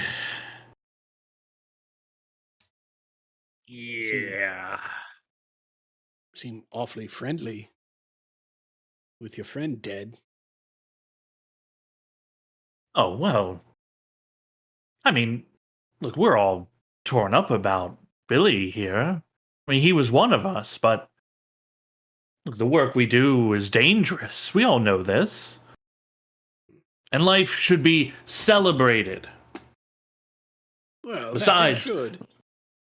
Yes, and besides, with a pocket full of coin, makes everything go down easier. I guess everyone does mourn in their own way.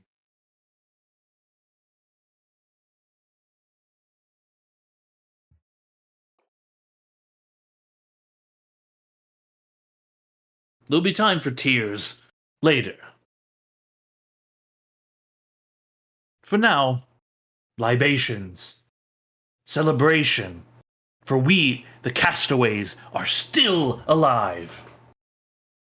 Castaways. Is that like the name of your group? Yeah, of course. Oh, You know how hard it is to like introduce all of us at the same time. It takes forever, right? yeah. No, I get it. It's just the castaway. Like you make. I don't want to be rude, but it sounds like you're calling yourselves trash because like you cast away to Billy, and I will walk away. Billy! Chills. And Ragnarok will follow. Ember? Hmm? I hate them so much. Really, they seem really nice. Well, imagine if they had been our compatriots instead of Merv. We'd be on the floor of Umeli's cave and they'd be here toasting to our memory. Yeah, that's true. That is, you are 100% correct there. We were just ice, though, instead of stone. So there is that. True.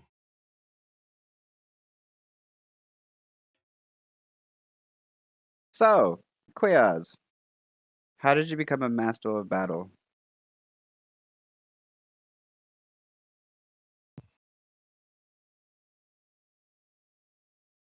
Yes, Well, dazzle us with stories of your mastery. well, you know, it's not easy to explain. It's more of I can show you based on the instinct of my nature. I mean, look at me. I'm a Leonin. It's just naturally given to us. We know how to fight. I've studied many of the arts. I memorize battle patterns. Do you think you could beat anyone? I have faith. Yes. Yes. Do you think you could beat me? And he smiles. Oh. In Nothing what serious, just our fists. Ah, yes. That sounds like a fun time. If it's nothing serious, then yes. Oh no, nothing serious whatsoever. I just have an inkling. Do you mean here? Oh, not inside, that's barbaric. I mean, this is true. Okay. So let's say outside, finish our Fight. drinks. Fight. Fight. Fight. Um, Fight. I have a Fight. We're gonna need some oil. Fight! A bar brawl breaks out. Oh, no. I jump on Leonin. I'm Wait, sorry, you jumped on Krios. too? Oh. Krios. I see your picture and I just think Leonin. That's why, like, Ah. so many times I've had to correct myself before actually saying anything. Being that we were already having this confrontation, when I see him jump, I stand and put both hands to just like carry his body weight over me and throw him into like a random stranger. Hell yeah. Hell yeah. It's full on, like, people are getting tossed, food is flying, drinks are flying.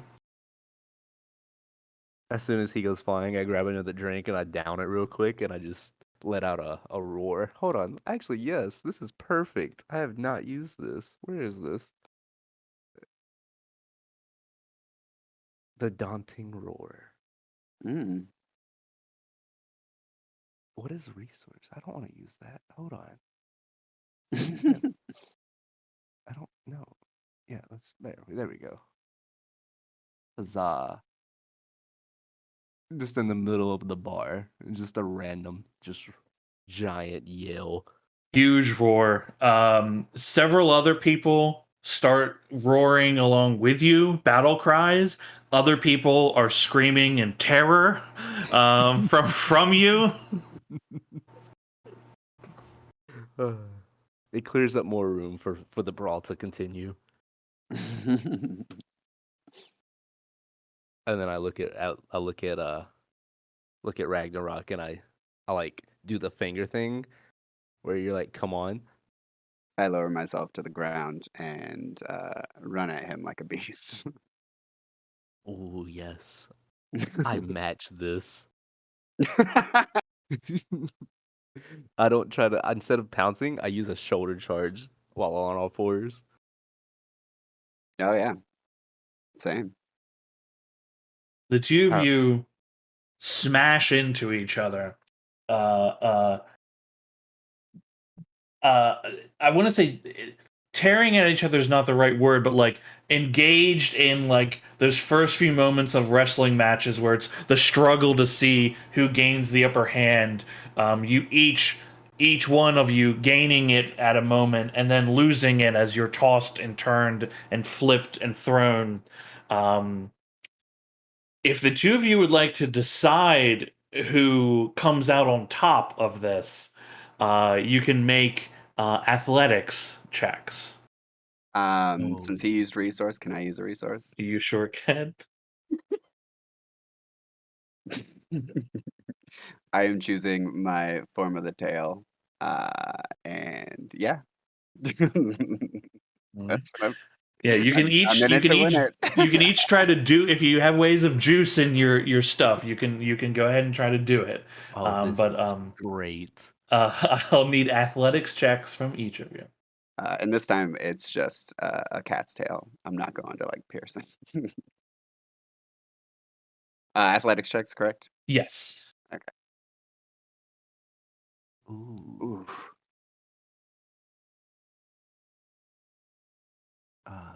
Yes, there's that one. And oh, yes. And then for the parry maneuver, I'll use a superiority die. Can you do that on checks? When another creature damages you with a melee attack, use your Yeah. reaction. Expense. This is more like a wrestling kind of Yeah, thing, right? Yeah. So Okay. that's not his to hit. That's his skill, right? Cool. You find Ragnarok even in like your like bestial state. Krios is well matched against you. Perhaps there is something to this master of battle after all. But in the end, he is not a match for you. And you're able to overwhelm him to the point where, Grizz, you will have to give in this time. Yeah, once he submits, I'll just smile and then I'll hold out a hand to help him back up. Not I'll bad. get up and I'm like, yes. I love this. I love this. Yeah, Ragnarok's grinning from ear to ear. And as like, I assume the rest of the bar still having their bar fight. and I Yeah, just it's going on a stop. bit. People are starting to try to like the bartender is a half orc, and he's walking about trying to shut it down. The castaways are just standing on the bar, drinking, cheering everybody on. Somebody has made off. You see, like Billy's hand, his arm is like It's like he's crowd surfing. Someone is making off with the No. hand. But eventually, after in the next 10 minutes, the bar kind of winds down. People return to their general senses and begin trying to like clean up Wow. the place. While this was going on, could I get a read on how closely the castaways are keeping an eye on that sack of gold? Can you get an eye on? Yeah. Are you staying where you are? Or are you moving closer? No, I'm just staying where I am. I just want to see if they're being lax about it, and Okay. maybe wandering a little too far away from wherever it's sitting. Yeah. You can make a perception or insight check, but at disadvantage due to the commotion and the distance. Yeah, absolutely. And this is going to be -1, whatever the roll is. Might as well. Ooh. Yeah, hell yeah. Okay, yeah. You're even having a hard time tracking it. You figure they probably stowed it. Okay, cool. That's it. Cool, yeah. There's laughter, and some people are real sore after getting beat. Some people are like leaving the place. Some people are unconscious, but the bar is setting itself back as well as it can be.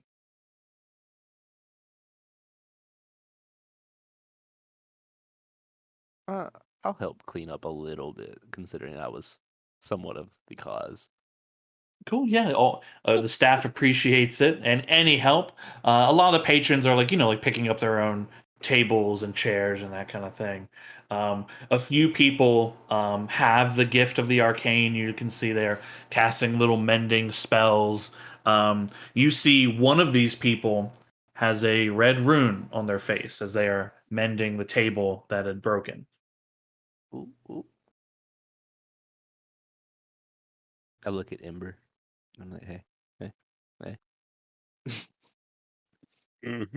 And not making fire, so whoever's doing it can do different things. At least we haven't seen high level magic yet. I would like to walk up to the one that's doing the mending Mm-hmm. and just point at it, like all up in their personal bubble, and just like point at the red mark and be like, "What's that? Can I get one of those?"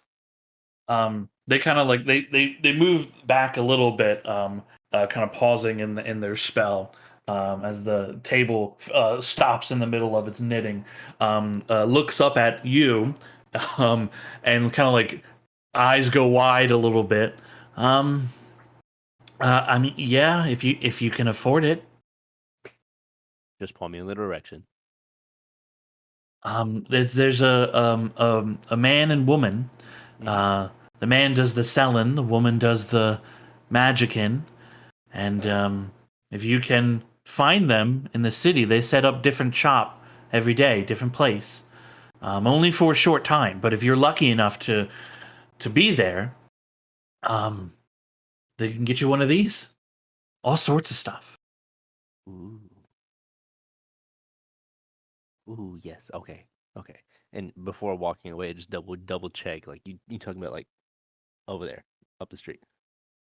Well, I mean, I don't know where they are now. Like I said, they set up shop on different streets, so you just kind of got to be lucky, I guess. Got it. When did you get this, by the way? Like how long ago? Oh, 2 days ago. Ah, okay. Well, never mind. Thank you. They go back to mending.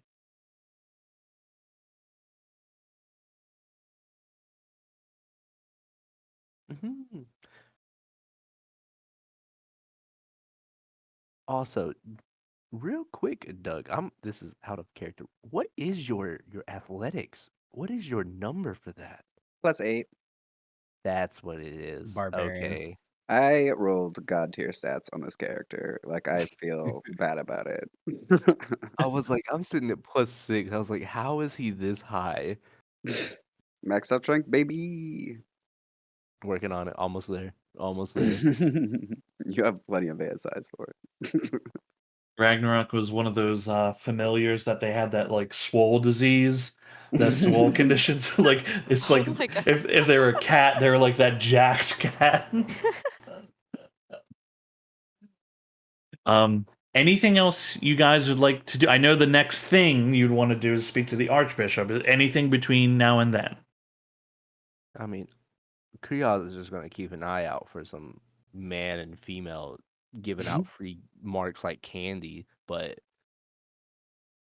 Freeze a nothing. stretch. I'm pretty sure that's gonna be expensive. Wait, let me put that back. That's not a 3, that's a 4. It might be. I feel like there's other ways around it. Yeah, cool. Let's see. Okay, cool. The hours pass until evening, to where Rainier, you feel like sufficient time has passed. The Archbishop is likely done with most of their meetings for the day. It's a short jaunt from here to there. In that time, Krios, can you roll a D100 for me? Roll. 86. 86. You do not see anybody seemingly hawking, magic runes. Yes. It's either not the right time or you're not in the right place.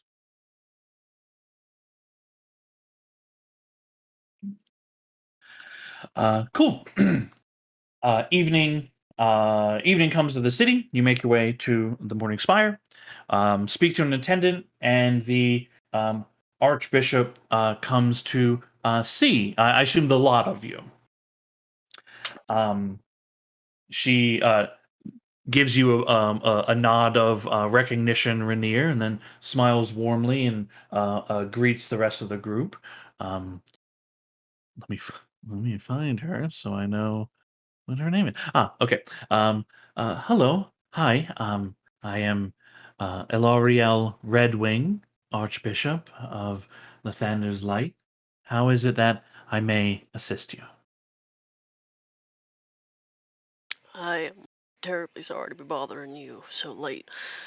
It is just that I spoke yesterday about the doctrine of Gaul that we were looking into.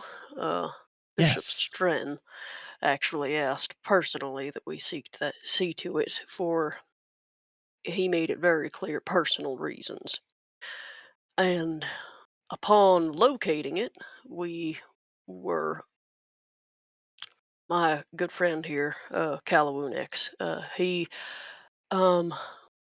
was persuaded, perhaps not the right word, but uh encouraged to read it, and upon reading it has come to a curse that will effectively kill him within 7 days should he not perform the rituals and tasks that he has been given as part of this. Now, it would appear that this doctrine is being distributed to people who can afford it without any forewarning about what it is or the stipulations of it. Uh, and it would be really great if there were something we could maybe do to keep Cal with us and do what we possibly can to prevent any more of this ill-informed distribution. Yeah, like a few days ago, you all brought Cal back from the dead. It'd be a real shame to waste that. Agreed. Cal falls to his knees. Do what you must. I'm just glad he didn't take his clothes off this time. It's an excellent point, Ragnarok. He stands up and starts taking his clothes off. Okay.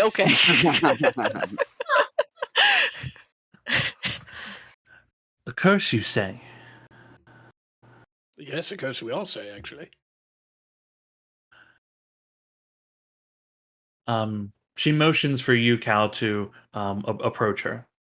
I do. All right. And this is like an elderly half elf woman, like hair silvered with age. Mhm.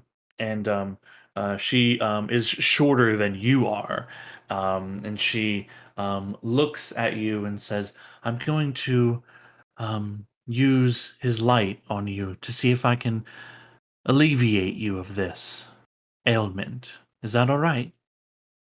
Absolutely. Whatever you need to do. She places her hands on the side of your one hand on each side of your large scaled face, and she begins whispering in uh, Elvish blessings of Lathander, calling upon his light to purify you. You can feel her casting magic into you. You can feel its cleansing aura pouring through your body.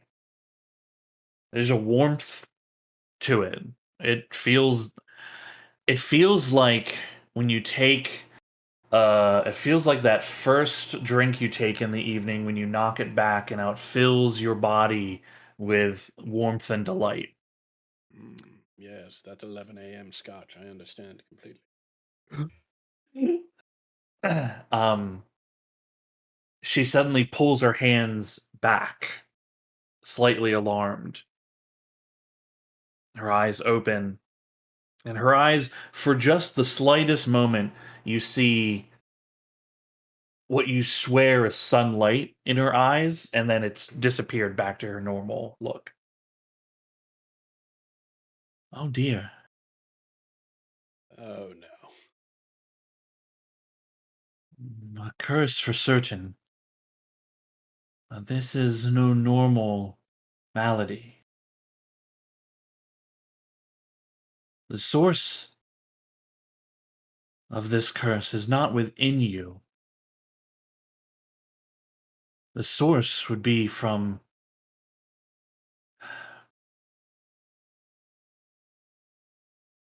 You said there was a manuscript.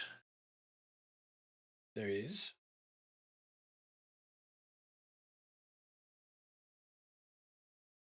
Likely not from the words.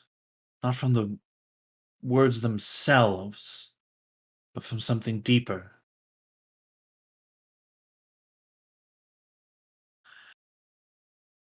Where you found this, where it happened to you, were there any edifices?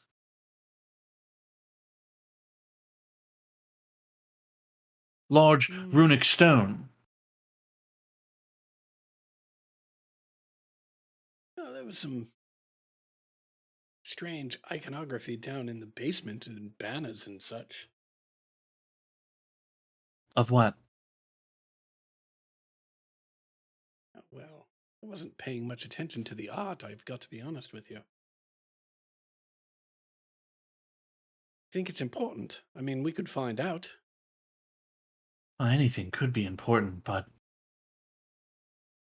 I'm afraid I cannot remove this from you. It is not simple. I doubt there's any arcanist in this city or beyond that could remove this. You need to find the source of what's causing it. Well, Perhaps destroying it, or. Well, I don't know.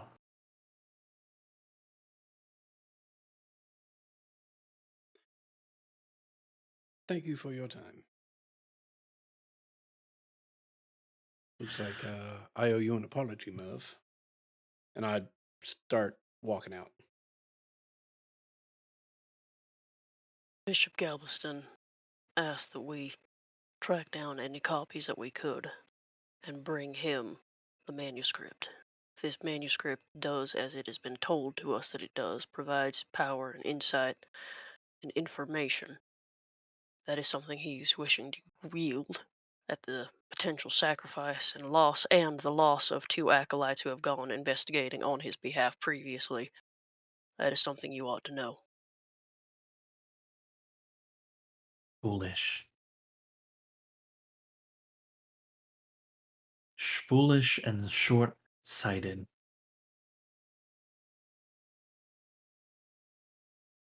Did he say why he wanted it?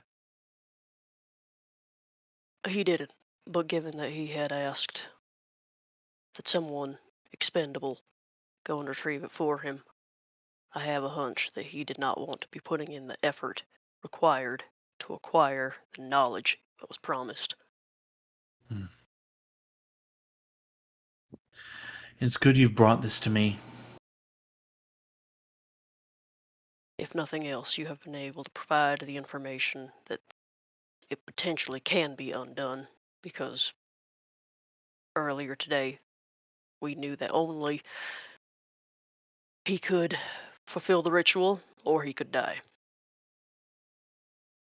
Well, going through with it would certainly make it end, for whatever that means. Finding the sources or source of it, that'll be the key. Although what to do, I'm afraid I won't know. But that's why we have you, Hunter. To keep people like him safe, your friend. Safe from things like this. I have the address for the Scrivener's household, where she is operating her prints and distributing her copies.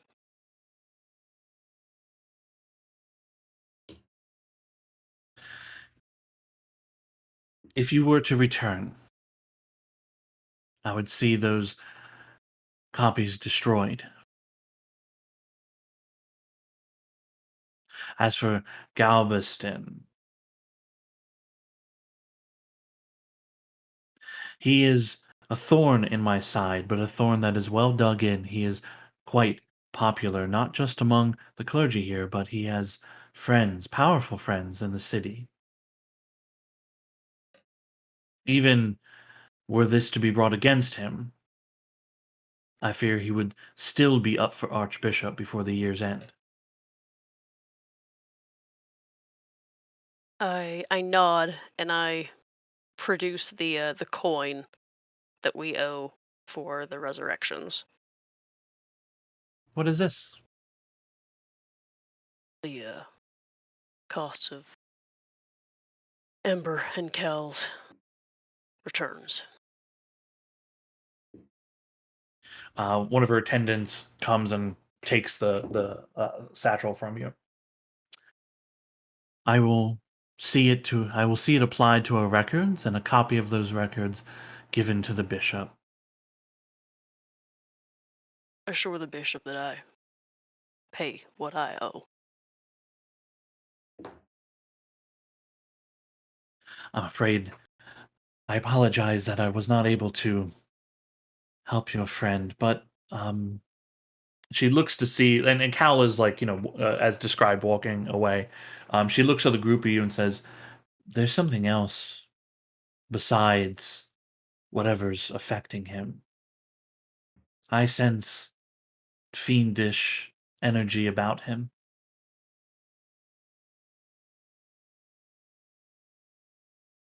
I nod. Be wary. Keep your eyes open. As always. I'll bow my head and head out. You can all hear her whispering a prayer to Lathander that his light may protect and purify you as you exit out. I'm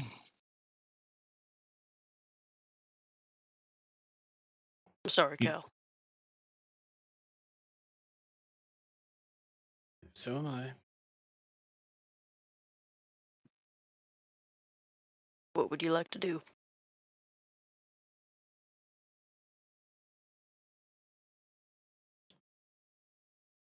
Hmm. Well,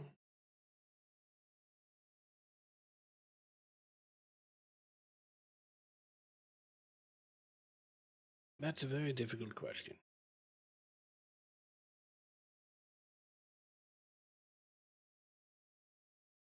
I think whatever it is that we're going to do, probably not going to be doing it tonight. So perhaps we head back to your place, or maybe even get an inn that has a little more room. Have a conversation about what each of us would like to do going forward. Then undertake that action with the new light. To rest first, or would you like to talk with everyone before we rest? Well, I think that's up to everyone. If they're up for the conversation, if they'd rather have the conversation now, we can do that. Or if they think it is better to get a good night's sleep and discuss it in the morning, that works equally well for me. What say you all? I don't see the point in waiting to have the conversation. Yep. We're gonna need tomorrow to get started on whatever this path of whatever it is to get this dealt with.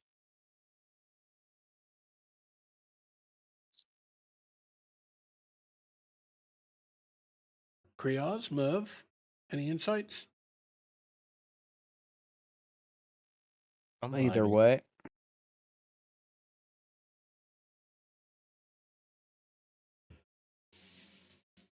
All right.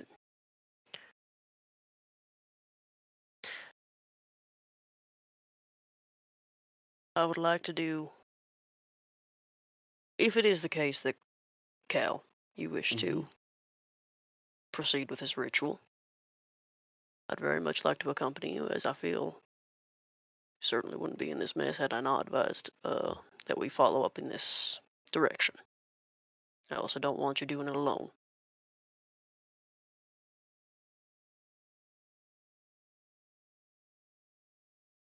I appreciate that.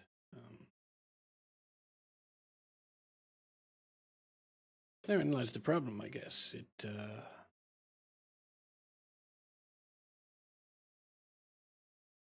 It seems that the only avenue left available to me, should I be interested in remaining in this world where the sun rises as well as sets, is to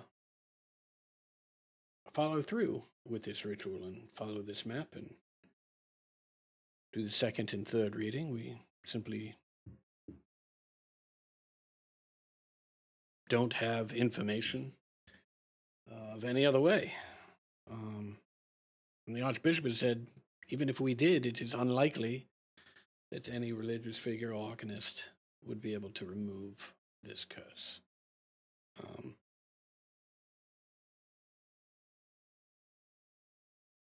But I know that if I go, well, Amber and Ragnarok, you've already said, Rainier, well, all of you have already indicated that you would be accompanying me, and so I would then be putting all of your lives at risk.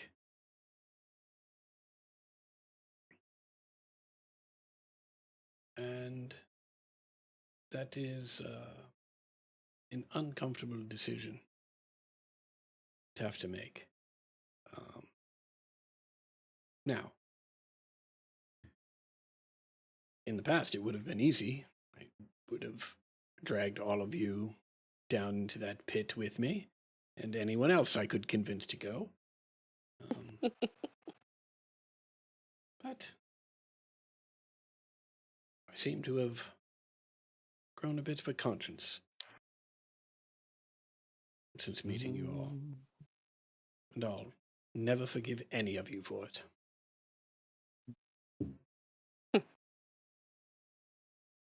So,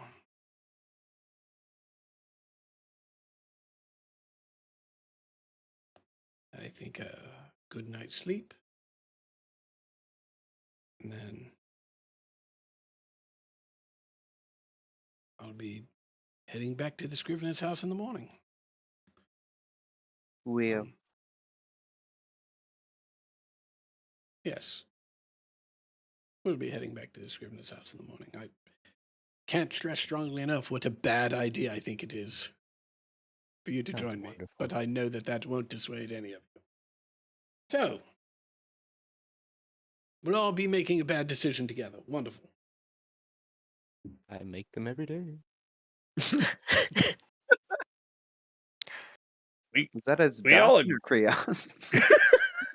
I'm sorry, I couldn't. I had to.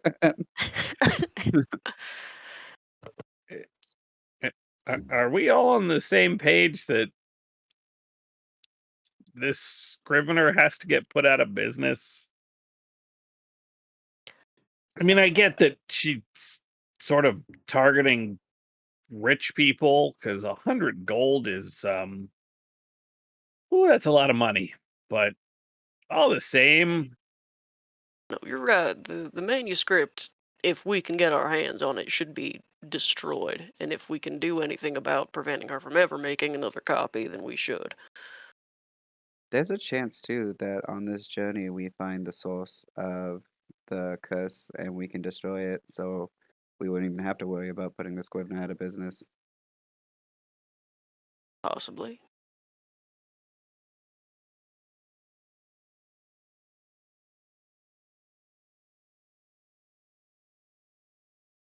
Al, do you show them the reading map? No. Yeah, I mean, I don't know. It's not clear to me what will and won't transmit the curse, so I don't show them shit. Like, I mean, I let them know that I have it. You know, I'm not that secretive about it, but I'll be looking at that in private, Okay. which is great considering I just checked what my survival score is. This is going to be great. Okay. You in the journal tab of Foundry under the Mhm. handouts folder, you're the only one with access to those ghoul documents. Okay.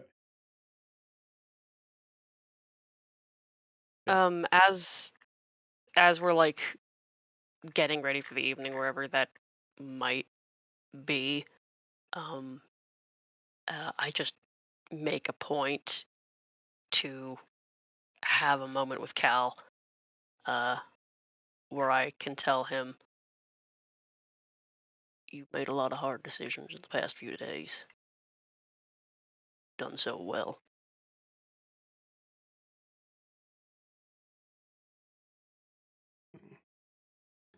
I appreciate that, but this is fucking awful.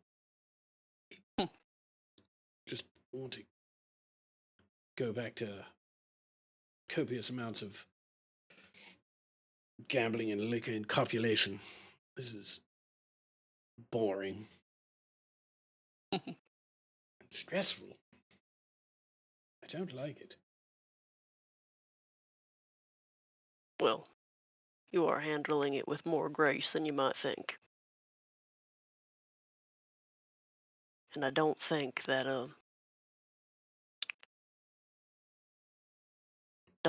was your father's doing. Did I tell you I ate a copy of the doctrine? You did not. Yes, I tried to steal it. She caught me. He She just demanded kind I give of it. laughs. She demanded I give it back. And I ate it. Because fuck her, that's why. Do you think that means I'm doubly cursed? Oh, my impetuousness. I think it means you are better than you give yourself credit for.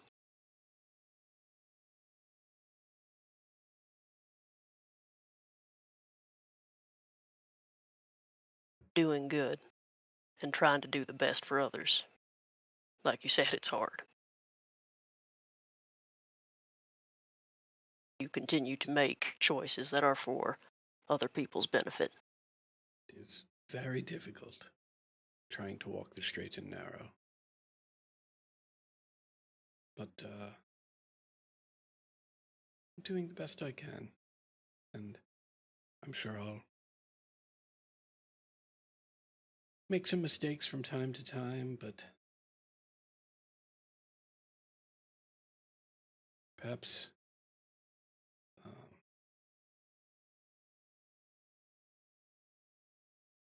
perhaps there's a greater value in doing what is right.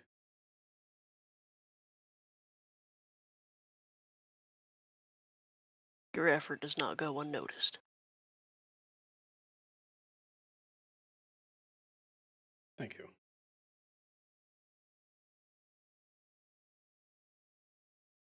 I look forward to seeing you in a week. Well, that makes two of us.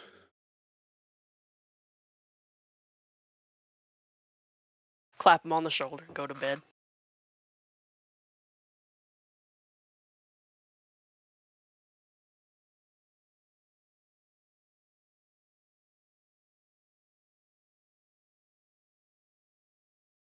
As the evening rest finds each of you,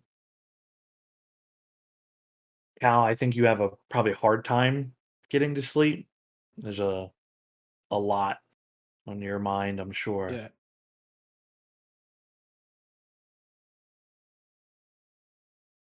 You can hear Kieran's voice in your head. Oh, Cal, what have you got yourself into this time? I know, right? Should be exciting, no matter what Always. happens. Always is, Kieran. Always is.